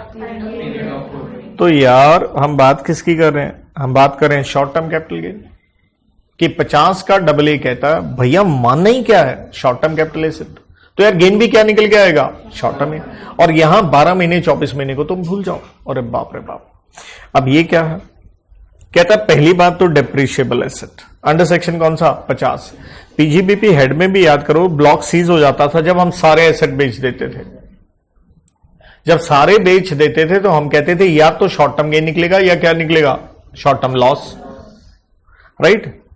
या डीम टू सीजेस, याद करो अगर ब्लॉक में 5 एसेट है, आपने 3 बेचे, लेकिन 3 की सेल प्राइस किससे ज्यादा है, रिटर्न ऑन वैल्यू से। क्लियर? तो हम मान लेते थे ब्लॉक क्या कर गया, सीज, और बैलेंसिंग फिगर हमेशा क्या लेके चलेंगे, गेन। मैं ये यहां रिपीट किया, बिल्कुल सेम वही जो पीजीबीपी हेड में चार्ट था, कॉपी पेस्ट वही उठाया हूं, कुछ नहीं किया मैंने, कॉपी पेस्ट यहां मारा। देखो short term capital gain, depreciable asset, ये पीजीबीपी हेड में किए थे। Block of asset cease to exist, क्योंकि सारे बेच दिए। सारे बेचने पे अगर selling price more than return on value तो शॉर्ट टर्म गेन आया, वरना क्या आ गया, शॉर्ट टर्म लॉस। और डीम टू सीज क्या होता है, कुछ बेचे हैं, ठीक है, सम एसेट्स इन बी का मतलब क्या हो गया, ब्लॉक बेचे हैं, बट सेलिंग प्राइस क्या है, कम होता, फिर तो रिटर्न ऑन वैल्यू आती, डेप्रिसिएशन लगती। तो हमने कहा था शॉर्ट टर्म गेन, क्योंकि हमने कहा था block can be nil but can't be what. और पावर यूनिट्स पे याद करना, हमने सेक्शन किया था वो 50 का एक पावर यूनिट याद है, जिनको ऑप्शन था स्ट्रेट लाइन मेथड लगाने का। तो वहां हमने कहा था बेच दिया है और सेलिंग प्राइस लेस है रिटर्न ऑन वैल्यू से, तो क्या बन जाएगी, टर्मिनल डेप्रिसिएशन अलाउ हो जाएगी। और दूसरा हमने ये 41 का 2 पढ़ते हुए बात की थी बैलेंसिंग चार्ज, कि सेलिंग प्राइस मोर देन क्या है, रिटर्न ऑन वैल्यू। तो हमने कहा था अप टू एक्यूमुलेटेड डेप्रिसिएशन क्या बन जाएगी, बिजनेस इनकम, और selling price more then cost, या ठीक है उसके ऊपर जो अमाउंट बचा वो क्या बनेगा, short term capital gain, section number 50 का। What I always try to say, देखिए आप कैपिटल गेन हेड में जा रहे हो, पीजीबीपी हेड में पॉइंट पर क्या तो बहुत जरूरी होता है, यहां प्रोविजन लगा रहे हो, लेकिन हर पॉइंट के ऊपर आपको क्या करना जरूरी है, क्वेश्चन। तो पहले वहां क्वेश्चन करो, फिर वो टिकता है, फिर आप आगे बढ़ो। शॉर्टकट्स देखिए इस कोर्स में कुछ नहीं है, सीए कोर्स में मेहनत तो आपको खींच के करना पड़ेगा, राइट। आप सोचो ये लेक्चर लगा लिया, पता नहीं क्या हो जाएगा, अरे ये सामने रख लो नोट्स, ऑब्वियसली तुम्हारे लिए चीजें क्या होगी, बहुत सरल, कोई 1000 पेज नहीं पढ़ने, 500 पेज नहीं पढ़ने, एक एक चीज का हार्मोनाइज सौदा मैंने करके दे दिया आपको। तो भाई यहां हम 50 का AA में कह रहे हैं भाई ये तो 100% शॉर्ट टर्म गेन रहेगा और शॉर्ट टर्म एसेट मानना है, भाड़ में गया पीरियड ऑफ होल्डिंग। एक आगे डेप्रिशिएबल एसेट, दूसरा यूनिट्स हैं किसकी, स्पेसिफाइड म्यूचुअल फंड की, जो आपने खरीदे 1/4/23 के बाद, बहुत जगह डेट्स याद नहीं रहेंगी, ठीक है, ऑन और आफ्टर। तो ये स्पेसिफाइड म्यूचुअल फंड क्या है, आइए मीनिंग देखते हैं। इससे पहले हमने क्या देखा था, इक्विटी ओरिएंटेड फंड देखा था। तो स्पेसिफाइड म्यूचुअल फंड क्या है, कोई म्यूचुअल फंड है जिसने मोर देन 65% ऑफ अपना टोटल प्रोसीड्स कहां लगा दिया, डेट में, या इक्विटी में नहीं लगा, अरे इक्विटी में लगाए थे ना बेटा 65% डोमेस्टिक, तो वो इक्विटी ओरिएंटेड। यहां कह रहे हैं हम अरे स्पेसिफाइड कोई खास म्यूचुअल फंड, अरे कौन से, डेट, इक्विटी में नहीं जा रहा भैया, मेरे पैसा किस में जा रहा, डेट में जा रहा है, राइट। या कोई फंड है जिसने कोई, ये तो सीधा म्यूचुअल फंड ने लगाए डेट मार्केट में, या कोई और फंड है जिसने कितना 65% अपना पैसा लगाया है इन द यूनिट्स, किसकी यूनिट्स में, SMF stands for specified mutual fund, जिसने ऑलरेडी कितना लगा रखा है डेट में 65%। यहां साइन मोर देन 65% का था, यहां कितने का था, इक्वल टू का, ये भी ध्यान रखना, और प्लीज यहां पे भी ध्यान रखना इक्विटी वाले से, इसलिए एक पेज पे सारा सौदा मैंने कोशिश किया कि आपको एक जगह दिखे। थोड़ा मेहनत करके याद करना होगा। इसलिए मैं कह रहा हूं कैपिटल गेन में बहुत शांति से, डू नॉट रन आफ्टर कि 1.5 घंटे में 1 घंटे में गोली की स्पीड पे हो जाए, तो भैया गोली आर पार हो जाएगी। ठीक है, अब एक क्लेश है हल्का सा इसमें, तो टेक्निकल पॉइंट कहता है ये जो परसेंटेज आपने निकालनी है ऑफ इन्वेस्टमेंट, ध्यान दीजिएगा शब्द इन्वेस्टमेंट है क्योंकि ये इन्वेस्ट किए हो आप। कहता है to be computed with reference to what, annual average of the daily closing figures. Sir समझ में नहीं आया क्या है, लॉजिक देखो। कहता कोई भी फंड है तो उसका क्या होता है, मैनेजर होता है। वो क्या मैनिपुलेट कर सकता है, ये परसेंटेजेस मैनिपुलेट कर सकता है। अगर आपने परसेंटेज कब निकालनी हो, सिंगल डेट, मान लो 31 मार्च, वो तो मैनिपुलेट कर लेगा पैसा कम या ज्यादा विड्रॉ करके या इन्वेस्ट करके, राइट और नॉट। तो हमने कहा ये जो परसेंटेज निकालनी है वो कैसे निकालिएगा आप, annual average of the daily closing balance, daily के हिसाब से एवरेज निकाल के ये परसेंटेज निकलेगी। Is that okay? कोई थ्योरी व्यूरी मैं छोड़ा नहीं हूं कि गंदा सा पॉइंट है। नॉर्मली जैसे आपने मे भी पहले पढ़ते हुए मे भी क्या किए होंगे, अब आप ठीक है, कई विद्यार्थी हो सकते हैं कि ये चीज ही नहीं देखी है, क्या कोई लेना देना ही नहीं है। तीसरा पॉइंट क्या है, एमएलडी, मार्केट लिंक्ड डिबेंचर्स। अब ये क्या बीमारी है आपके सामने। कहता पहली बात तो ये भी एक सिक्योरिटी है which has underlying, underlying means उसके पीछे, market link debenture, normal debenture नहीं, कहता उसके पीछे अंडरलाइंग प्रिंसिपल कंपोनेंट, मतलब मेन जो पैसा है, principal means in the form of क्या है, डिबेंचर डेट ही होता है। And where the returns are link to what, ये है बड़ा point, market returns. Sir debenture पे तो हमने देखा था रेट ऑफ इंटरेस्ट क्या होता है, फिक्स्ड। हम फिक्स की बात नहीं कर रहे, हम कह रहे हैं रिटर्न क्या है, लिंक टू मार्केट रिटर्न्स। और वो कैसे लिंक्ड है फिर, कहता उसके पीछे कोई और है। अरे बाप रे बाप, कहता डिबेंचर के पीछे जो अमाउंट है वो तो है तो डेट, लेकिन जो उसका रिटर्न है वो हमने क्या कर दिया है भाई, हमने वो रिटर्न उसका लिंक कर दिया है। किसके साथ लिंक किया है, हमने उसका रिटर्न लिंक किया कोई और अंडरलाइंग व्हाट, सिक्योरिटीज या क्या, इंडिसेस, इंडेक्स जिसे हम कहते हैं। And include any security classified और regulated as MLD by SEBI. Sir कुछ नहीं समझ में आया, आराम से देखो, हर चीज का मैंने यहां लॉजिक आपको लिख के दिया। एमएलडी क्या है, पहली बात रिटर्न ऑन इन्वेस्टमेंट क्या नहीं होगा, फिक्स नहीं होगा। क्यों, क्योंकि आपने किसके साथ लिंक किया, मार्केट के साथ। मार्केट के साथ कैसे लिंक किया, कहता है वो रिटर्न डिपेंड करेगा अपॉन अंडरलाइंग सिक्योरिटीज। मैंने कहा तो उसके पीछे कोई होंगी, जैसे कैसे आपने ऑब्वियसली सबने सुना हुआ एनएससी, नेशनल स्टॉक एक्सचेंज, उसका जो इंडिकेटर होता है, इंडेक्स होता है, उसे क्या कहते हैं, निफ्टी। तो निफ्टी 50 सुना होगा, बड़ी 50 कंपनियों का, उसके हिसाब से लिंक किया हुआ है। या बीएसई, बॉम्बे स्टॉक एक्सचेंज में सेंसेक्स सुना हुआ, या यूं कह लो गवर्नमेंट बॉन्ड या क्या गोल्ड बॉन्ड, किसी और चीज के साथ लिंक किया हुआ, that is market link debenture. Number 4 आता है कोई भी अनलिस्टेड बॉन्ड या अनलिस्टेड डिबेंचर। लिस्टेड नहीं, सर क्यों लिस्टेड नहीं यारो, लिस्टेड वाला यहां आ गया था ना, अरे समझ रहे हो। फिर क्योंकि यहां तो हम क्या कह रहे हैं, ऑलवेज शॉर्ट टर्म रहेगा, मान लो 5 साल है, जबकि यहां लिस्टेड में हमने क्या कहा, जैसे 12 मिनट टप गए क्या बन गया, लॉन्ग टर्म। तो ध्यान रखना कि डिबेंचर्स मार्केट लिंक्ड हमेशा शॉर्ट टर्म है। डिबेंचर्स अगर क्या है, डिबेंचर को देखो बॉन्ड कहते हैं, सिर्फ इंडिया में डिबेंचर वर्ड चलता है, अमेरिका में क्या चलता है, बॉन्ड चलता है। अनलिस्टेड अगर है तो अनलिस्टेड शब्द को नहीं यहां पे भूलना आपने, दैट इज वेरी इंपॉर्टेंट। और कहता है जो ट्रांसफर या कह लो रिडीम हुए हैं कौन सी डेट के बाद, चाहे डेट डूट ना याद रहे चल जाएगा, कोई बात नहीं। तो एक बार टिकाओ, 50 का AA साफ किया गया, शॉर्ट टर्म ही मानना, इसमें पीरियड नहीं देखना। कितनी बातें, 4, एक पीजीबीपी हेड से ही जानते हैं, डिप्रिशिएबल एसेट, उसे तो भूलिए मत। देन क्या आ गई, स्पेसिफाइड म्यूचुअल फंड की यूनिट चाहिए। और स्पेसिफाइड क्या है, जब आपने मोर देन 65% पैसा किस में लगा रखा हो, डेट सिक्योरिटीज में, या किसी और फंड ने अपना कम से कम 65% पैसा किस में लगा दिया, इस स्पेसिफाइड म्यूचुअल फंड में, राइट। देन आ गया दोनों पॉइंट किसके आगे भैया, डिबेंचर के आगे। किसके आगे, डिबेंचर के आगे। तो दोनों में डिबेंचर कॉमन है। एक में क्या आ गया, मार्केट लिंक्ड, कि उसका रिटर्न फिक्स नहीं है, वो डिपेंड कर रहा है किसके ऊपर, अंडरलाइंग कोई और सिक्योरिटी के ऊपर। एंड दूसरा अनलिस्टेड। ओके किडीज, कहानी आगे बढ़ती है। देखिए फिर से 48 की बात है। 48 तो मैंने पूरा पढ़ा है नहीं, राइट। 48 में तो हमने ही कहा था कॉस्ट माइनस होगा, कॉस्ट ऑफ इंप्रूवमेंट माइनस होगा, थोड़ा सा मैंने वो फेयर मार्केट वैल्यू वाला पॉइंट पढ़ा दिया, क्योंकि इधर से उधर से सब इकट्ठा करना पड़ता है यार। तो मेनली तो कॉस्ट अपने को कैसे निकालनी है, सेक्शन नंबर 49 के हिसाब से। दरअसल अभी तो मेरा यही सेक्शन ही कंप्लीट हुआ 45, उसके 2 वर्ड पढ़ाए मैंने कि income arising from what, transfer. तो पहले मैंने पढ़ा 2 का 47 में ट्रांसफर बाय टर्म है भाई। फिर मैंने पढ़ा यार एक लिस्ट है एग्जम्प्टेड ट्रांसफर, यहां इस एसेट जाएगा, इस पे कैपिटल गेन नहीं लगेगा। तो ये बहुत बड़ा सेक्शन है 47, पहले इस पे घुसेंगे एक बार हम। और 47 में जो मैं ये लिस्ट पढ़ाने जा रहा हूं उसको मैं रेड विद करवा रहा हूं 49 से। 49 में क्या है, कॉस्ट ऑफ एक्विजिशन, मतलब एक सबसे खतरनाक सेक्शन कैसे मैं इजी करके दे सकता हूं, ये चार्ट ये है सबसे महत्वपूर्ण। देखिए हिंदू अनडिवाइडेड फैमिली का पार्टीशन हो गया या टोटल हो गया पार्शियल हो गया, स्वाभाविक है आपको क्या मिलेंगे, एसेट्स मिलेंगे। तो देखा जाए एचएफ के एसेट किसके पास चले गए, अपने मेंबर्स के पास।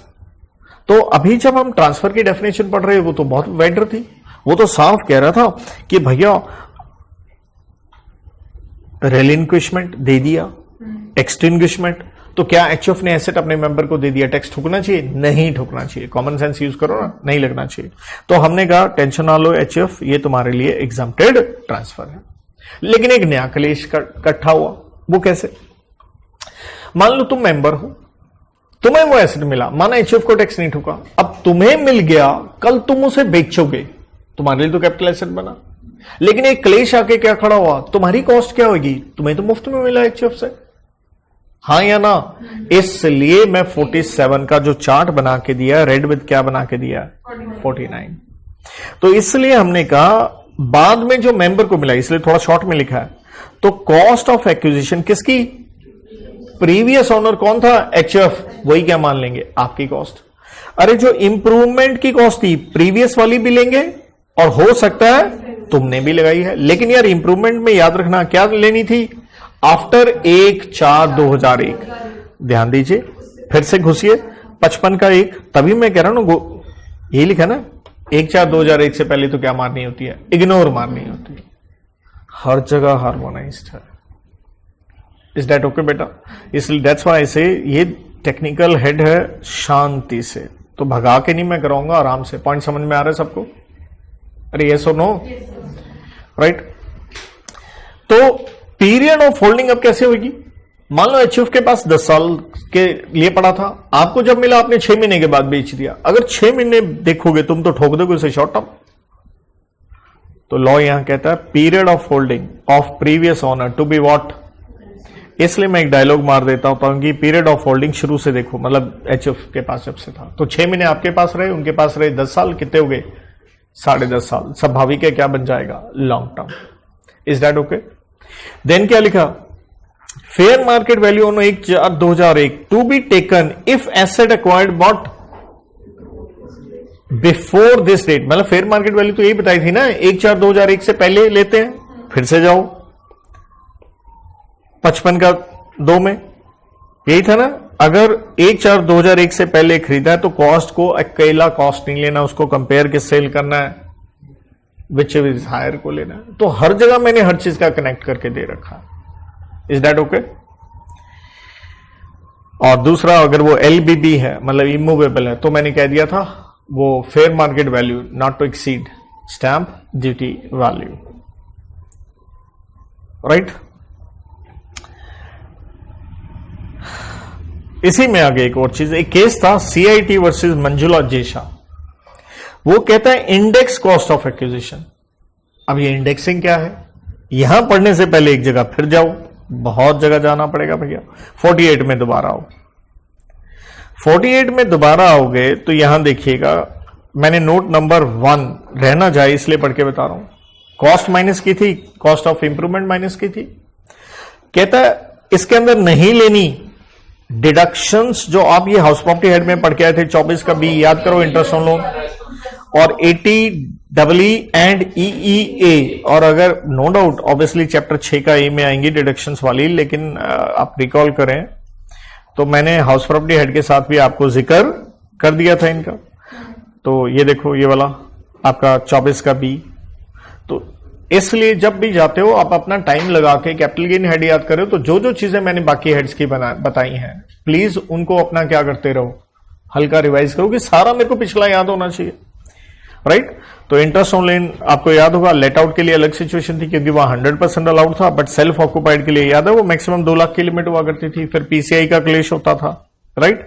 और फिर ये ATE interest on housing loan, ठीक है, ये जो मैंने बता दिया था कि वो 2 लाख के बाद मैक्सिमम 50,000, और ये डबल ई का E interest on housing loan again individual के लिए था, ये क्या था मैक्सिमम 1.5 लाख। मैं ज्यादा इसमें नहीं जा रहा हूं, ये पढ़ाने पे नहीं जा रहा हूं, लेकिन ध्यान रखना ये जो डिडक्शंस है इसका कुछ भी अपने को कैपिटल गेन हेड में करना नहीं है, ठीक है।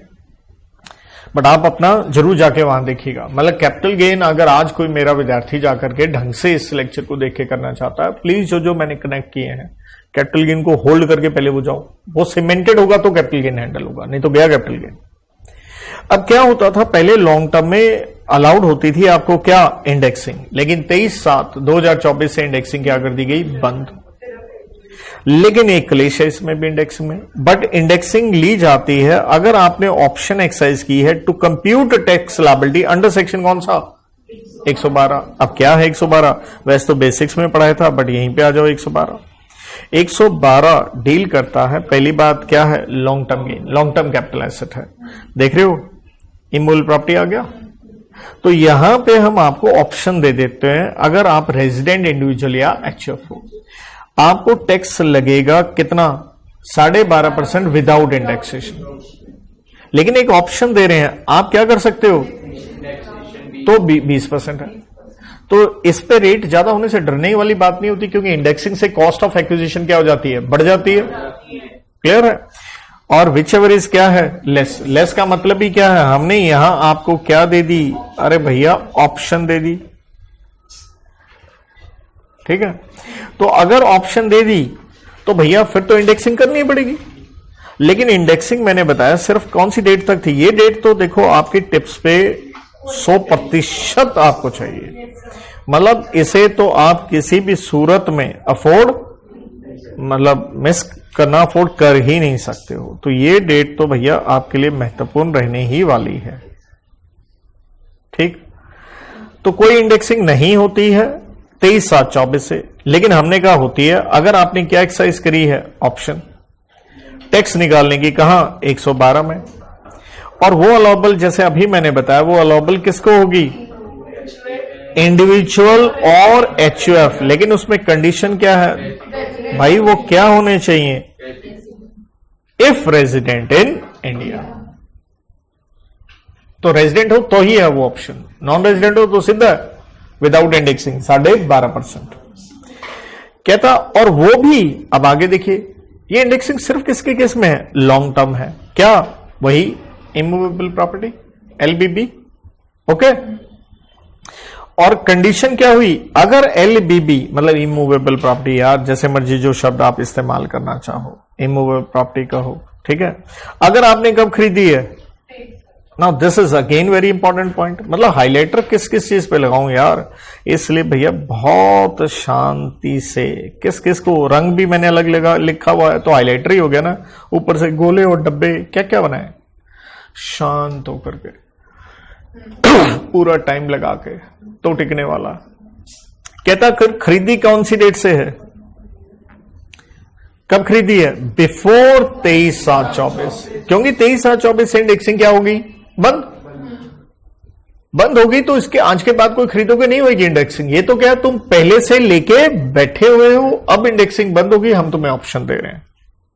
इंडेक्सिंग कैसे करेंगे, पहली बात मान लो तुमने एक घर खरीदा 150 रुपए का, कितने का 150 हुआ कॉस्ट ऑफ एक्विजिशन, 150 उठाओ उसको मल्टीप्लाई करो कॉस्ट इन्फ्लेशन इंडेक्स कौन से साल का, ऑब्वियसली अपना आरपीवाई 25-26 का, ठीक है, डिवाइडेड बाय इंडेक्स कौन से साल का लोगे, जिस साल खरीदा था, जिस साल आपने खरीदा था।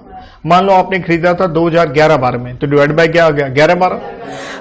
ऐसे ही इंडेक्सिंग यार इंप्रूवमेंट की भी होगी, सेम फॉर्मूला इसलिए लिख के दिया, कॉस्ट ऑफ इंप्रूवमेंट मान लो आपने 70 रुपए लगाए, 70 को मल्टीप्लाई करो किससे, इंडेक्स के 25-26 का, डिवाइडेड बाय इंडेक्स कौन से साल का लो, जिस साल आपने इंप्रूवमेंट की थी। मान लो इंप्रूवमेंट की 19-20 में, तो इंडेक्स कौन सा आ जाएगा 19-20। घबराने की बात नहीं होती, एग्जाम में ऑब्वियसली आपको इंडेक्स टेबल दे रखा होगा, तो कोई याद करने वाली आवश्यकता नहीं। तो यही मैंने कहा ऑप्शनल टैक्स बेनिफिट है 12.5% तो विदाउट इंडेक्सेशन है, विद इंडेक्सेशन कितना है 20%। लेकिन एक बड़ी बात ध्यान रखना है, indexation only for the purpose of computing क्या है, long term capital gain tax liability and not while computing income under what capital gain head. Thus for computing GTI stands for gross total income. Capital gain income to be considered without what? तो इसलिए वो 2 बार निकालना पड़ता है आपको कि वो tax के लिए है, इनकम के लिए तो नॉर्मल चलेगी बिना किसके तो बिना इंडेक्स के तो करना होगा, वो तो टैक्स निकालते समय देख लो किसमें आपको बेनिफिट निकल के आ रहा है। क्या आप नॉर्मल हैं? बड़ी अच्छी बात है बेटे। दरअसल हम कहां थे, सोच रहे हो आप कहां जाता हूं और कहां ले जाता हूं, ले जाना ही पड़ेगा, ये हेड पूरा जलेबी है। और अगर हमें एक एक पॉइंट कैसे पढ़ेंगे वो सबसे बड़ी मूर्खता होगी, मेरा ऐसा मानना है। तो यही लिखा है सीआईटी वर्सेस मंजुला जेशा में index cost of acquisition. Sir index कैसे यार, आपको तो ये एचएफ से एसेट किस में मिला, मुफ्त में मिला ना, तो हमने कहा कॉस्ट आपकी तो नहीं लोगी, लेकिन हमने क्या कॉस्ट अलाउ कर दिया आपको, प्रीवियस ऑनर की कर दी। तो मान लो वो बिल्डिंग ही थी और 23/7/2024 से पहले खरीदी थी, तो क्या होगी, इंडेक्सिंग तो होगी। तो कॉस्ट ऑफ एक्विजिशन किसकी ली गई, कॉस्ट प्रीवियस ओनर की, मल्टीप्लाई इंडेक्स कौन से साल का आ गया, वही 25-26 का, डिवाइडेड बाय इंडेक्स किस साल का आ गया। आपको एसेट मिला वो साल नहीं, बल्कि जो प्रीवियस ओनर ने खरीदा था। ओके है 100%। अब ध्यान से सुनिएगा, ये जो डब्बा आप देख रहे हैं ये 5 पॉइंट सेम ट्रीटमेंट है। इसको ना याद रखने का एक सिंपल तरीका है, पहले 5 पॉइंट मुफ्त में एसेट है, एचएफ ने मुफ्त में दिया, गिफ्ट विल या ट्रस्ट में इरेवोकेबल, बट गिफ्ट वगैरह देते ही कौन है यार, कंपनी तो देगी नहीं, उसकी तो कोई सैलरी होगी नहीं कि गिफ्ट दे, गॉड और नॉट। तो गिफ्ट देना वैसे हम कह रहे थे ट्रांसफर है, लेकिन अब हम एग्जाम्प्टेड कह रहे हैं, लेकिन जिसको मिला, जिसको वो आगे बेचे तो क्या होगा। इसलिए 49 का 1 जो मैंने पढ़ा है अकेले इस पॉइंट का नहीं पढ़ा है, कितने पॉइंट का पढ़ा है कि कॉपी पेस्ट है। ओके। तीसरा, कैपिटल एसेट ट्रांसफर किया किसने, होल्डिंग कंपनी, कंपनीज एक्ट में 2 का 46, 2 का 46, किसको, सब्सिडरी नहीं लिखा, 2 का 87 में सब्सिडरी बन जाती है मोर देन 50% पे, वो लिखा है होली ओन्ड, मतलब 100%, किसी और के पास शेयर नहीं है। तो 2 जिस्म 1 जान है, ये क्लियर। होल्डिंग ने वो उसको दिया, या रिवर्स कर लो, सब्सिडरी ने किसको दिया, अरे रिवर्स ही, एक तरह से वॉस ही कह लो आप, ठीक है, 100% वही है, तुम्हारा कोई और शेयर होल्डर नहीं है, तो कहता वो ऐसे देना कोई ट्रांसफर नहीं है। कंडीशन, रिसिपिएंट यहां कौन हो गया, वॉस, यहां कौन हो गया, होल्डिंग, क्या होना चाहिए, इंडियन कंपनी। थोड़ी देर पहले पढ़ाया 2 का 26, कंपनीज एक्ट या किसी स्पेशल एक्ट में आप रजिस्टर्ड हो, और भारत में आपका क्या है, रजिस्टर्ड ऑफिस। ओके। और सारी इंडियन कंपनी क्या होती है, डोमेस्टिक। तो लेकिन अगर वो उसको मिल गया, कल वो बेचे तो क्या होगा, सेम ट्रीटमेंट। चौथा, ये बात होने जा रही है एमैलगमेशन की, किसकी, एमैलगमेशन मीन शादी, डाइवोर्स को हम कहते हैं डीमर्जर। इन दोनों की डेफिनेशन दे रखी है, तो पहले क्या पढ़ाऊंगा की डेफिनेशन। एमैलगमेशन की डेफिनेशन आती है 2 का 1 का बी में। एमैलगमेशन क्या है, अब मर्जर हो गया किसका, एक या एक से ज्यादा कंपनी का, किसके साथ, अनदर कंपनी, एक्स बंद होके किस में चलेगी, वाई में, या मर्जर हो गया 2 और more companies to form what, X बंद होगी, वाई बंद होगी, और एक नई बन गई एक्स वाई। कहता एमैलगमेशन कब मानेंगे, जब मर्जर आपका इस तरह से हुआ कि सारे के सारे, all A and L stands for, पूरा लिख लेना भाई, कल कोई गड़बड़ हो जाए। होता क्या है, 2 महीने बाद आप खोलो नोट्स और कहो ये ए क्या है, आलू बुखारा नहीं, एसेट है, एंड लायबिलिटीज किसके, एमैलगमेटिंग कंपनी। मान लो ये एक्स है, किस में मिल गई, वाई में, एक्स मिल गई वाई में, तो एक्स को कहते हैं अमेलगामेटिंग और वाई को कहते हैं अमेलगामेटेड। तो कहता सारे एसेट्स टिंग के किसके बन गए? टिड के बन गए। शॉर्ट में बोल रहा हूं टिंग टिड। और जो टिंग के शेयर होल्डर थे उनको क्या मिलेगा? अरे यार, आप अकाउंट्स की कक्षा में AS 14 लगा के पढ़ते हो, परचेज कंसिडरेशन निकालते होते हो, तो होता क्या है? अमेलगामेटेड कंपनी टिंग वालों को क्या देती है? शेयर ही देती है। इसलिए शेयर होल्डर्स वो भी कितने? 75% इन वैल्यू क्या बन जाए? अमेलगामेटिंग के becomes what? Share holder of amalgamated. तो सर कहना क्या चाहते हो? आते हैं यहां पे। कहता अमेलगामेटिंग बंद होगी। अरे तो उसने क्या दे दिए? टिड को शेयर एसेट्स दे दिए। वो एसेट देना क्या नहीं है? ट्रांसफर नहीं है। बस वो टिड क्या होनी चाहिए? इंडियन कंपनी होनी चाहिए।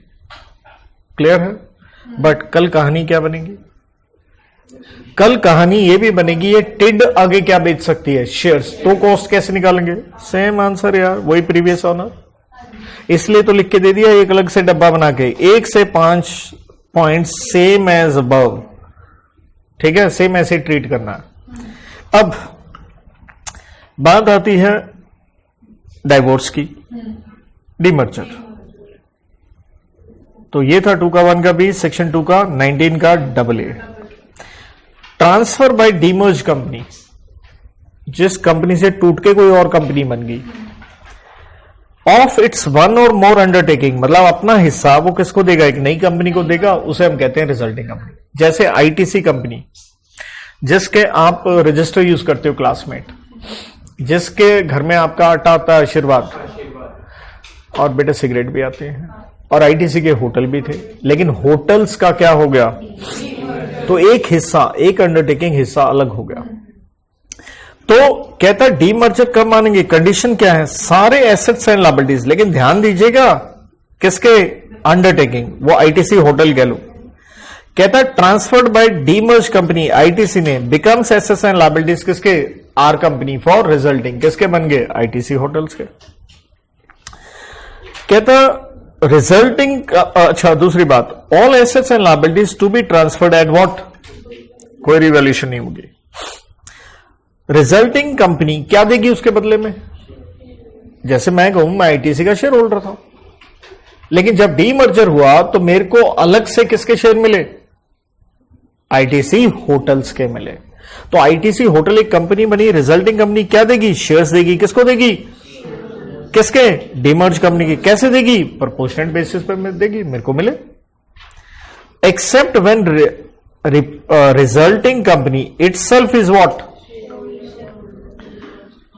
Share holder of what? Demerge company.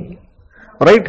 कि मतलब पहली बात है, आप नॉर्मल शेयर होल्डर हो तो आपको तो शेयर मिलेंगे, लेकिन कहता नहीं मिलेंगे अगर रिजल्टिंग कंपनी खुद ही क्या थी? Share holder. फिर तो कोई सेंस नहीं हुई। कहता है शेयर होल्डिंग, सेम वही पॉइंट, शेयर होल्डर होल्डिंग कितने? 75% value of shares in demerge company becomes what? Same point amalgamation वाला। ठीक है।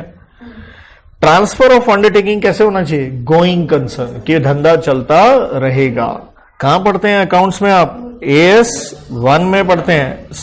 ऑडिटिंग में कहां पढ़ते हैं? सा नंबर 570 पढ़ते हैं। क्लियर? तो लिंक करते जाओ, गोइंग कंसर्न आप जानते हो क्या होता है मीनिंग। राइट? खत्म नहीं हुआ ये पॉइंट अमेलगमेशन डीमर्जर का, पहले तो ये बता दो। इसमें और भी भयंकर क्लेशन, जैसे ये मैंने कुछ लिखा हुआ है, अमेलगमेशन में देखोगे तो और भी बहुत सारी चीजें हैं, आएंगे। एक बार दोबारा चलते हैं। हम पढ़ रहे थे एग्जम्प्टेड ट्रांसफर की लिस्ट, और रेड विद हमने उसको किसके साथ किया? कॉस्ट। किसके लिए? नए ओनर के लिए। तो हमने कहा ये 5 पॉइंट में जो नया आज के दिन ओनर है वो आगे बेचेगा, उसके लिए कैपिटल एसेट हुआ, वो टैक्स लगेगा, लेकिन उसके लिए कॉस्ट किसकी लेंगे? प्रीवियस ओनर की। ये 5 पॉइंट के लिए साथ में मैंने लिख दिया, ये सारा सेम पॉइंट है, साथ में 2 अलग से लिख दिए कि अगर आपको एसेट किससे मिल गया? सक्सेशन या इनहेरिटेंस। उसका मतलब क्या है? भाई डेथ हुई तो बच्चों को मां बाप की प्रॉपर्टी मिलेगी, वो प्रॉपर्टी मिलना ट्रांसफर नहीं है, लेकिन कल वो बेचेंगे तो कॉस्ट किसकी लेंगे? मां बाप की। या conversion of separate asset into HUF by what? आप हिंदू अनडिवाइडेड फैमिली का हिस्सा हो, लेकिन आप अलग से इंडिविजुअल भी हो, आप कहीं नौकरी करते हो, नौकरी करके कमा के लाए और एक एसेट बनाया और क्या कह दिया, किस में डाल दिया? कॉमन पूल ऑफ एचयूएफ में। तो एचयूएफ को तो क्या हो गया? मुफ्त का मिल गया। तो एचयूएफ के लिए कॉस्ट क्या रहेगी? जितने में इंडिविजुअल खरीद के लाया था। इज दैट ओके और नॉट? सो गाइस, फिर से छठा पॉइंट आता है, और यही मैं कह रहा था, अमेलगामेशन और वो डीमर्जर के पॉइंट दोबारा आएंगे। 6 पॉइंट देखिए, कहता जनाब क्या हुए? शेयर्स इशू किए। किसने? अभी पढ़ा था, रिजल्टिंग ने। किसको? To the share holder of demerge. ठीक है ना, शेयर दिए। पहले क्या हुआ था? अरे पहले समझो, डीमर्ज ने आपको क्या दिए? एसेट्स दिए। वो एसेट्स देना, नेचुरल एसेट जा रहे हैं ना यार, एसेट्स के साथ चाहे लायबिलिटी आप कह लो, वो ट्रांसफर नहीं है। लेकिन अब क्या हुआ? रिजल्टिंग, जैसे मैंने कहा मेरे को आईटीसी होटल के क्या मिल गए? शेयर्स मिल गए। तो जब मेरे को शेयर मिल गए, रिजल्टिंग ने दिया, किसको दिया? शेयर होल्डर ऑफ डीमर्ज को। क्यों दिया? क्योंकि डीमर्जर की स्कीम है। अब मैं अगर आज आईटीसी के होटल के शेयर बेचूं, मेरी कॉस्ट क्या होगी? अरे वो मेरे को किसके बदले में मिले हैं? आईटीसी कंपनी के बदले मिले। तो इसलिए 49 का 2 का सी कहता है cost of acquisition of shares किसकी निकालनी है? रिजल्टिंग कंपनी आईटीसी होटल, क्यों मैंने तो अलग से पैसे दिए नहीं। कहता cost of acquisition of shares held in what? Demerged company. लेकिन अब प्रॉब्लम क्या आ गई? पॉइंट को समझना बहुत टेक्निकल है। मेरे पास आज भी आईटीसी के शेयर है। एक्स्ट्रा में शेयर किसके मिल गए? आईटीसी होटल्स के मिल गए। हुआ क्या? आईटीसी के एसेट कहां चले गए? आईटीसी होटल्स में चले गए। इसलिए कहता है जो मेरी शेयरों की कॉस्ट थी, मान लेते एक बार मेरे शेयर थे 700 रुपए के। कितने के? जो मैंने आईटीसी में लगाए थे, उसके बदले में कुछ शेयर किसके आ गए? होटल के आ गए। तो होटल की कॉस्ट में प्रोपोर्शनेट कैसे निकालूंगा? कहता हुआ क्या? नेट मल्टीप्लाई करो किससे? Net book value. किस चीज की? एसेट्स ट्रांसफर्ड किसमें? कहने का मतलब ये डीमर्ज ने एसेट दिए ना किसको? वो जितने के एसेट दिए उसकी क्या लो? Book value. क्या लो? बुक वैल्यू सारे जानते हो, balance sheet value. Divided by क्या किया? Net worth of demerge company. Net worth का सर फॉर्मूला क्या? नेट वर्थ आप कंपनीज एक्ट में 2 का 57 में पढ़ते हो, वो नहीं यहां पे। यहां सिंपल इनकम टैक्स है तो अलग से कानून है, ये भी ध्यान रखो। नेट वर्थ कैसे निकालनी है? डीमर्ज जो आईटीसी आज भी है उसकी क्या उठाओ? पेड अप कैपिटल प्लस क्या उठाओ? उसके journal reserves in the books of demerge company before what? Demerger से पहले। तो इस तरह से आपने प्रोपोर्शनेट करके क्या निकाल लेनी है? कॉस्ट। तो जब मैं अगर आईटीसी होटल्स के, मैंने आज भी शेयर नहीं बेचे, बेचूंगा तो मेरा गेन किस तरह से निकल के आएगा? इस तरह से प्रोपोर्शनेट करके ही निकाला जाएगा। Is that okay? 49 का 2 का डी क्या कहता है? कहता प्रॉब्लम क्या आई? अगर मैंने आईटीसी के शेयर्स खरीदे थे 700 रुपए के, अब मेरे को होटल के आ गए, तो 700 को ही प्रोपोर्शनेट करके होटल की निकाली ना कॉस्ट। लेकिन जब आईटीसी के शेयर रह गए, उसकी कॉस्ट क्या 700 रहेगी? 700 थोड़ी रहेगी, कम हो जाएगी। इसलिए कहता है cost of original shares of demerge company deem to be reduced by what? 49 का 2 का सी। जैसे मान लो ये प्रोपोर्शनेट करके 100 रुपए आ गए। कितने आ गए? 100। तो अब मेरे आईटीसी के जो पुरानी कंपनी के जो शेयर्स थे उसकी कॉस्ट 700 नहीं ली जाएगी, क्या ली जाएगी? 600 ली जाएगी। ओके और नॉट? इसलिए मैंने डीमर्जर का यहां पॉइंट अलग से लिख के दिया। ये डीमर्जर की read with section 47 and 49, refer point number 5 and 6, वो भी देखना आगे। ऐसे ही अमेलगामेशन का उठाओ। कहता ट्रांसफर ऑफ शेयर्स, सर ये इधर आ रहा था, ये अमेलगामेशन। टिंग से टिड के पास क्या गए? एसेट्स के। क्लियर? टिंग से टिड के पास एसेट्स गए। अब क्या हो रहा है? 7th पॉइंट में शेयर होल्डर ऑफ अमेलगामेटिंग कंपनी, उसको क्या मिलती है? शेयर्स मिलते हैं। अकाउंट्स की क्लास में अमेलगामेशन में ये पढ़ते हो। किसके शेयर्स मिलते हैं? अमेलगामेटेड के। अब वो शेयर मिल गए। क्लियर है? तो भैया वो शेयर मिल गए, अब उन शेयरों को कल आप क्या करोगे? वो शेयर मिल जाना ट्रांसफर नहीं है, लेकिन कल आप उन्हें क्या करोगे, बेचोगे। उनकी कॉस्ट क्या लें, तो 49 का 2 क्या कहता है, cost of acquisition of shares of amalgamating company, वो आपकी कॉस्ट मान ली जाएगी। जैसे DHFL सुना होगा आपने, दीवान हाउसिंग फाइनेंस, वो कंपनी का बेड़ा गर्क हुआ, उसके एमलगमेशन किस में होगी, पीरामल फाइनेंस। पीरामल फाइनेंस जानते होंगे, ईशा अंबानी जहां जिस घर में ब्याई हुई है, ठीक है। तो मान लो मेरे पास DHFL के शेयर थे, मैंने वो 500 रुपए में खरीदे थे, अब वो कंपनी तो बंद होगी, किसमें बंद होगी, पीरामल में। अब पीरामल के जो मुझे शेयर मिले वो ट्रांसफर नहीं है, लेकिन कल अगर मैं पीरामल के शेयर बेचूंगा तो उसकी कॉस्ट क्या होगी, जितनी DHFL के शेयर की कॉस्ट थी से 500 रुपए, तो 500 ली जाएगी। ओके, और यही 7th पॉइंट आके मैंने यहां लिख के दिया है एमलगमेशन वाले में, तो ये रेड विद ये डेफिनेशन के साथ, ये पॉइंट नंबर 7 ब्ला ब्ला ब्ला, इसको मैं दोबारा नहीं पढ़ रहा क्योंकि मैंने वहां करवा दिया, जस्ट इसको यहां रिपीट टेलीकास्ट किया है। नेक्स्ट आता है, कोई गवर्नमेंट सिक्योरिटी है, किसने ले रखी थी, एक नॉन रेजिडेंट ने, किसको बेच दी, अनदर नॉन रेजिडेंट को, कहां, हिंदुस्तान के बाहर, ये कोई ट्रांसफर नहीं है, टैक्स नहीं लगेगा। इसी तरह से सरकार क्या इशू करती है, सॉवरेन गोल्ड बॉन्ड्स, अगर वो रिडीम कर रही है, क्योंकि लोगों से पैसे इकट्ठे किए थे आपने गोल्ड बॉन्ड्स के चक्कर में, तो इसलिए रिडीम करने पे कहा गया ये कोई ट्रांसफर नहीं है, और ये कॉस्ट वाले पॉइंट यहां एप्लीकेबल बाय डिफॉल्ट होते ही नहीं है। 10th पॉइंट, प्लीज ध्यान रखना, ये वाला डब्बा कौन सा पढ़ रहे हैं, एग्जम्प्टेड ट्रांसफर है, और ये फिर है जिसको आगे मिल गया कॉस्ट क्या होगी। ये पॉइंट क्या है, कन्वर्ट हो रहा है आपका क्या, gold into EGR। What is EGR, electronic gold receipt. ये क्या है, आपने फिजिकल गोल्ड को किस में कन्वर्ट करवा लिया, डीमैट फॉर्म में, विद वॉल्ट मैनेजर, जो गोल्ड आपका संभाल के रखेगा, ये सेबी रजिस्टर्ड होता है।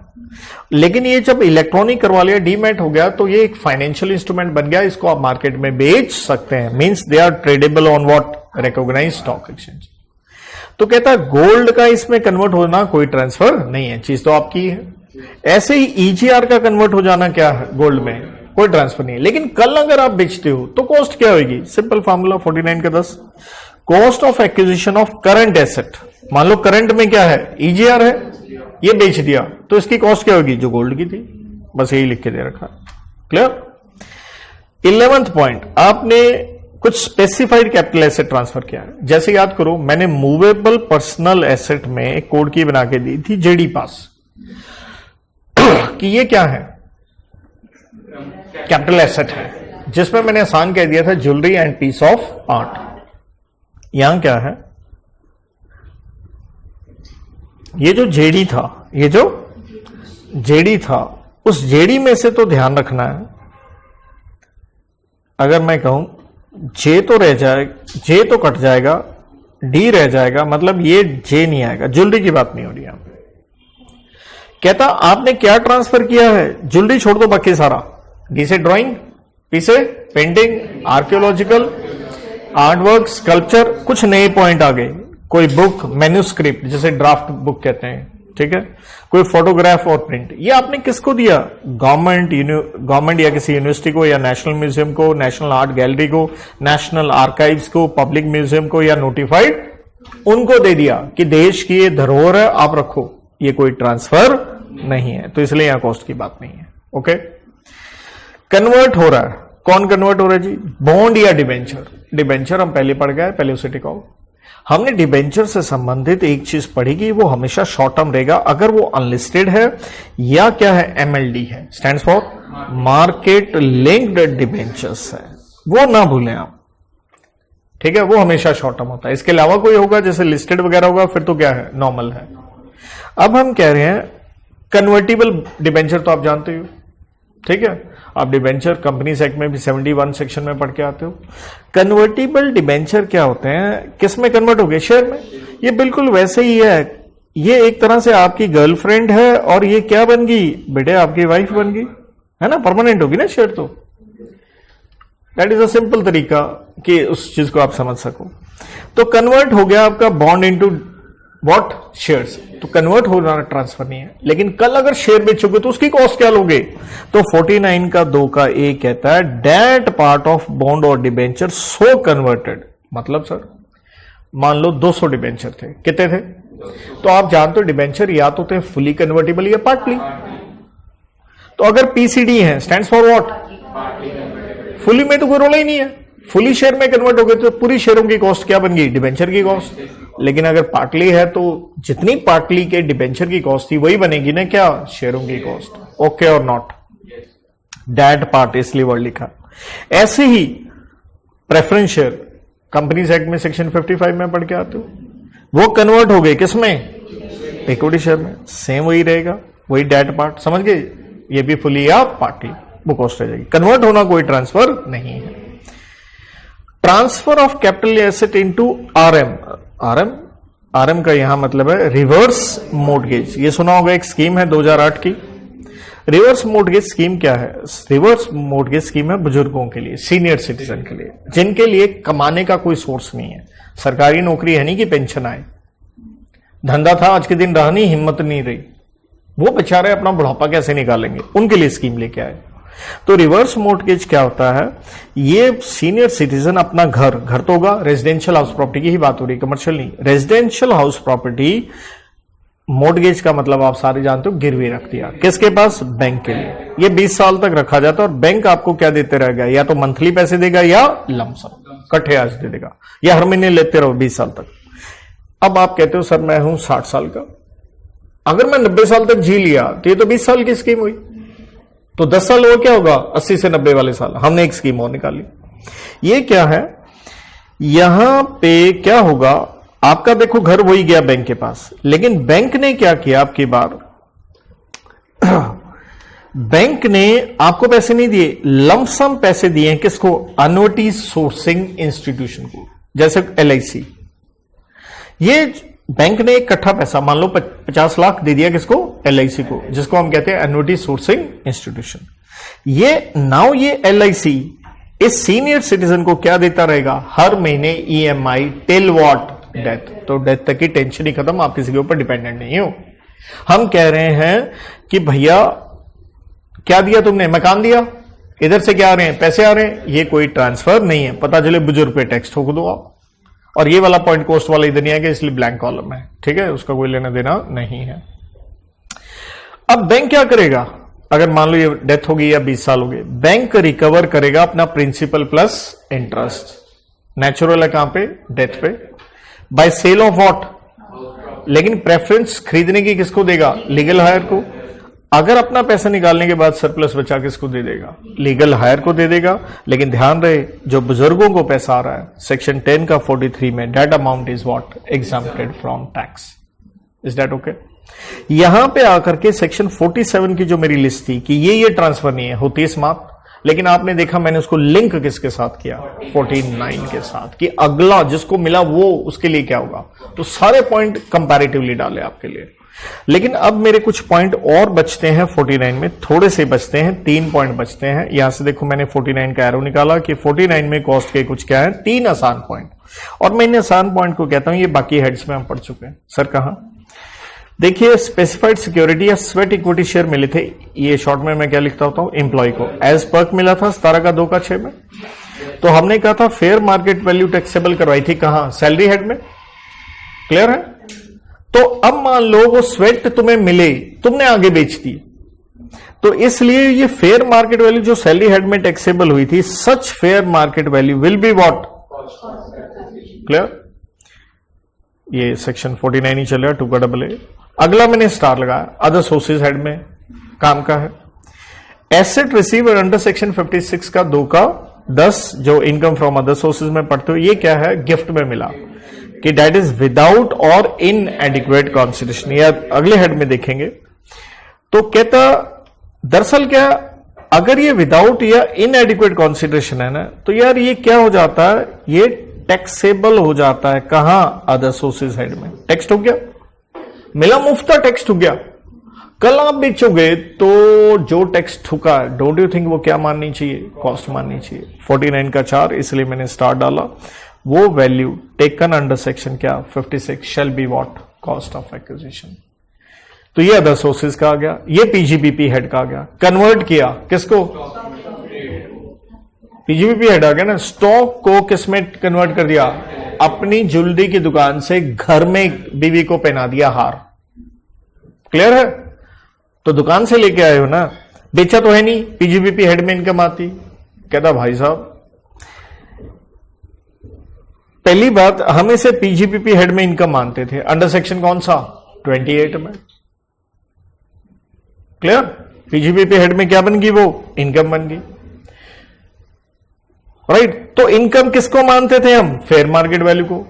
तो कल वो घर में लाया हुआ हार आप बेचोगे, उसकी कॉस्ट क्या लें? जो बीजीबीपी में हेड में टैक्स लगा, और वो क्या था? Fair market value. इसलिए मैं आज की कक्षा इस पॉइंट के साथ यहां आते हुए मुझे समाप्त करनी पड़ेगी, वरना बात बनेगी नहीं। ये जो पहला पेज था मैं आपको बता दूं, 100% ये हिस्सा हो गया, ये हो गया, ये हो गया, ये हो गया, ये हो गया, ये हो गया, लेकिन एक डब्बा रह गया। तो इसी ढंग से आके ये कॉन्क्लूड होना था। ठीक है, देखिएगा गौर से, फिर दोबारा यहां देख लीजिएगा। मैंने यहां पे कॉस्ट की बात करी थी, सेक्शन नंबर 49 का 9 था। ठीक है, अब यहां आओ, यहां पॉइंट क्या था? पहली बात मैं यहां से खत्म करता हूं। चार्जेबिलिटी क्या थी? ट्रांसफर हुई है, किसकी हुई है? Capital asset. तो ट्रांसफर हमने देख लिया यार। 47 के साथ हमें सेक्शन कौन सा पढ़ना पड़ेगा? 2 का 47 के साथ 47, कैपिटल एसेट 2 का 14। कहता कैपिटल गेन टैक्सेबल कब होगा? इन the year of transfer. Consideration when received क्या है? तो दैट मीन्स एक्रूअल बेसिस या क्या हो गया? पे टैक्स लग गया। लेकिन अब क्या है? 3 exception. Taxable in the year of, 3 चीजें हैं कैश बेसिस पे टैक्सेबल होंगे। कैसे सर? दिमाग लगाना। 45 का 1 का ये पहले बता के गया था, इंश्योरेंस क्लेम। और यार एक तो एसेट डिस्ट्रॉय हो गया और आप कहते हो वाओ एसेट तेरा ट्रांसफर हो गया, टैक्स निकाल। बंदा रो रहा है। तो इसलिए हमने कहा ईयर ऑफ ट्रांसफर तो वही है जिस दिन क्या हुई? डिस्ट्रक्शन। लेकिन टैक्स कब लगेगा? जब क्लेम मिलेगा। होल्डिंग पीरियड कब तक रहेगा? क्लेम मिलने तक नहीं, till the date of destruction. वो 12 महीने 24 महीने जो निकाले हैं। और फेयर वैल्यू ऑफ कंसिडरेशन क्या होगी? Insurance claim received. बात समझ में आ रही है? अब एक बार कंपल्सरी एक्विजिशन पकड़ते हैं 45 का 5, और फिर आते कन्वर्जन पे। कंपल्सरी एक्वायर किया किसने? सेंट्रल गवर्नमेंट ने। तो ट्रांसफर तो कौन से साल की होगी? जिस साल एक्वायर किया। लेकिन जब तक सरकार कॉम्पनसेशन नहीं देगी टैक्स कैसे लगा सकते हो?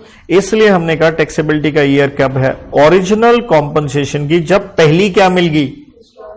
मान लो 5 करोड़ मिलने, अभी मिले 50 लाख, कहते टैक्स देने जोगे तो हो गए, दे जो 4.5 करोड़ का नहीं इंतजार करेंगे, जब पहली मिल गई उस साल। ठीक है, अगर इनहांस कर दिया गया कॉम्पनसेशन, आप कॉम्पनसेशन से सेटिस्फाइड नहीं हो, ऊपर वाली कोर्ट में अपील कर दी। इन दैट सिचुएशन क्या होगा? 2 बातें हैं। कहता है इफ इंटरिम ऑर्डर, मतलब पक्का ऑर्डर नहीं आया है एपीलेट कोर्ट का, taxable in the year of what? मान लो इंटरिम कच्चे ऑर्डर में उन्होंने इनहांस कर दिया, लेकिन पक्का तो नहीं आया, तो टैक्स तब तक नहीं लगेगा। क्योंकि सुनो, पहले 5 करोड़ कमाए थे कॉम्पनसेशन, टैक्स कब लग गया? जब पहली इंस्टॉलमेंट मिली, मान लो 50 लाख। आप 5 करोड़ से संतुष्ट नहीं हो, आप अपील में चले गए। उन्होंने इनहांस करके 8 करोड़ कर दिया, तो कितना बढ़ा दिया? और कच्चा ऑर्डर दिया भी, तो टैक्स तब तक नहीं लगेगा जब तक क्या ना आ जाए पक्का ऑर्डर उस 3 करोड़ पे। और कहता है इफ इनहांस कॉम्पनसेशन, ठीक है, पहली बात तो taxable in the final order, और if enhance compensation by final order, तो नेचुरल है जब वो क्या होगा? रिसीव होगा। वो तब 3 करोड़ मिलेंगे तो 3 करोड़ पे टैक्स चला जाएगा। अब मेरा एक पॉइंट बचा जो यहां से स्टार्ट किया था, 45 का 2, कन्वर्ट, बात पहले भी करके गया था। कैपिटल एसेट को क्या बना दिया? Stock and trade. ज्वेलर हो, घर की बीवी की ज्वेलरी दुकान पे ले गए, तो हमने कहा भाई साहब ये ट्रांसफर हो गई, दुकान पे ले जाना ही क्या है? ट्रांसफर है, तो टैक्स तो लग जाएगा ईयर ऑफ कन्वर्शन। लेकिन टैक्सेबिलिटी का ईयर कब होगा? कैश बेसिस पे, जब आपने स्टॉक बेचा, क्योंकि पैसे आएंगे तभी टैक्स दोगे। लेकिन अब ध्यान दो, जब घर का एसेट स्टॉक बना दिया, ट्रांसफर तो मान लिया, तो कॉन्सिडरेशन क्या लेंगे? ये लिखा है फेयर मार्केट वैल्यू, अरे हाँ है ना, यही जो 49 में अभी बता के आया था। तो उसकी फेयर मार्केट वैल्यू को क्या मान लिया जाएगा? Full value of consideration. सुनो गौर से, आज तुम बीवी की ज्वेलरी ले आए दुकान पे, आज के दिन उसकी फेयर मार्केट वैल्यू है 400 रुपए। कितने रुपए? 400। ये कैपिटल गेन हो गया। 400 में से माइनस क्या कर लो, जो तुम्हारी कॉस्ट है, कैपिटल गेन पे टैक्स लगेगा, लेकिन कौन से साल लगेगा? जिस साल बिकेगा। अब प्रॉब्लम क्या आई? प्रॉब्लम ये आई, धंधे में ये क्या बन गया ज्वेलरी की दुकान में? Stock and trade. अब स्टॉक को जब बेचोगे तो कौन सी इनकम आ गई? पीजीबीपी। इसलिए सेक्शन 28 में ये पॉइंट पड़ा हुआ है। फाइल बार बार कितनी खोलूं, लेक्चर काफी लंबा ऑलरेडी हो चुका है। तो पीजीबीपी इनकम क्या होगी? Sale price. वो फेयर मार्केट वैल्यू 400 थी, मान लो आपने 500 का बेच दिया, तो पीजीबीपी इनकम कितनी होगी? 500 माइनस 400, 100 रुपए ही होगी ना। डबल टैक्स थोड़े लगा दोगे। 400 तक तो क्या लग गया? कैपिटल गेन लग गया। ओके भाई, पक्का है सारे? अच्छा, इनहांस्ड कॉम्पनसेशन मैंने जब लिख के दिया था, तो इनहांस्ड कॉम्पनसेशन पे तो आपकी कॉस्ट क्या हो जाएगी? इसी का मतलब है इनहांस्ड कॉम्पनसेशन। कॉस्ट क्या रहेगी उसकी? तो नील। 3 करोड़ पे पूरे टैक्स लगेगा ना। और ये देखो कन्वर्जन यहां थी किसकी? कैपिटल एसेट की। किसमें? स्टॉक में। अब मैंने रिवर्स लिख के दिया, यहां पे कन्वर्ट कर लिया स्टॉक एंड ट्रेड। अब बीवी के लिए घर में ले आए हार आप, ठीक है। तो सेक्शन 28 में ये क्या बन गई थी? PGBP income. वहां पे 9th पॉइंट था ये, fair market value of inventory on the date of conversion taxable under PGBP head. और 49 का 9 में क्या है? अगर ये आगे बेचा जाता है तो यही फेयर मार्केट वैल्यू क्या बन जाएगी? आपकी कॉस्ट। और पीरियड ऑफ होल्डिंग का आंसर होगी from the date of conversion. Here PGBP taxable in the year of conversion of stock and trade into what? Capital asset उस साल हो जाएगा, लेकिन कैपिटल गेन कब टैक्सेबल होता है? इन the year in which capital asset is sold. जबकि 45 का 2, ये जो ऊपर हमने पढ़ा, conversion of capital asset into stock, both CG and PGBP taxable किस ईयर में होता है? जिस साल आपने स्टॉक बेचा।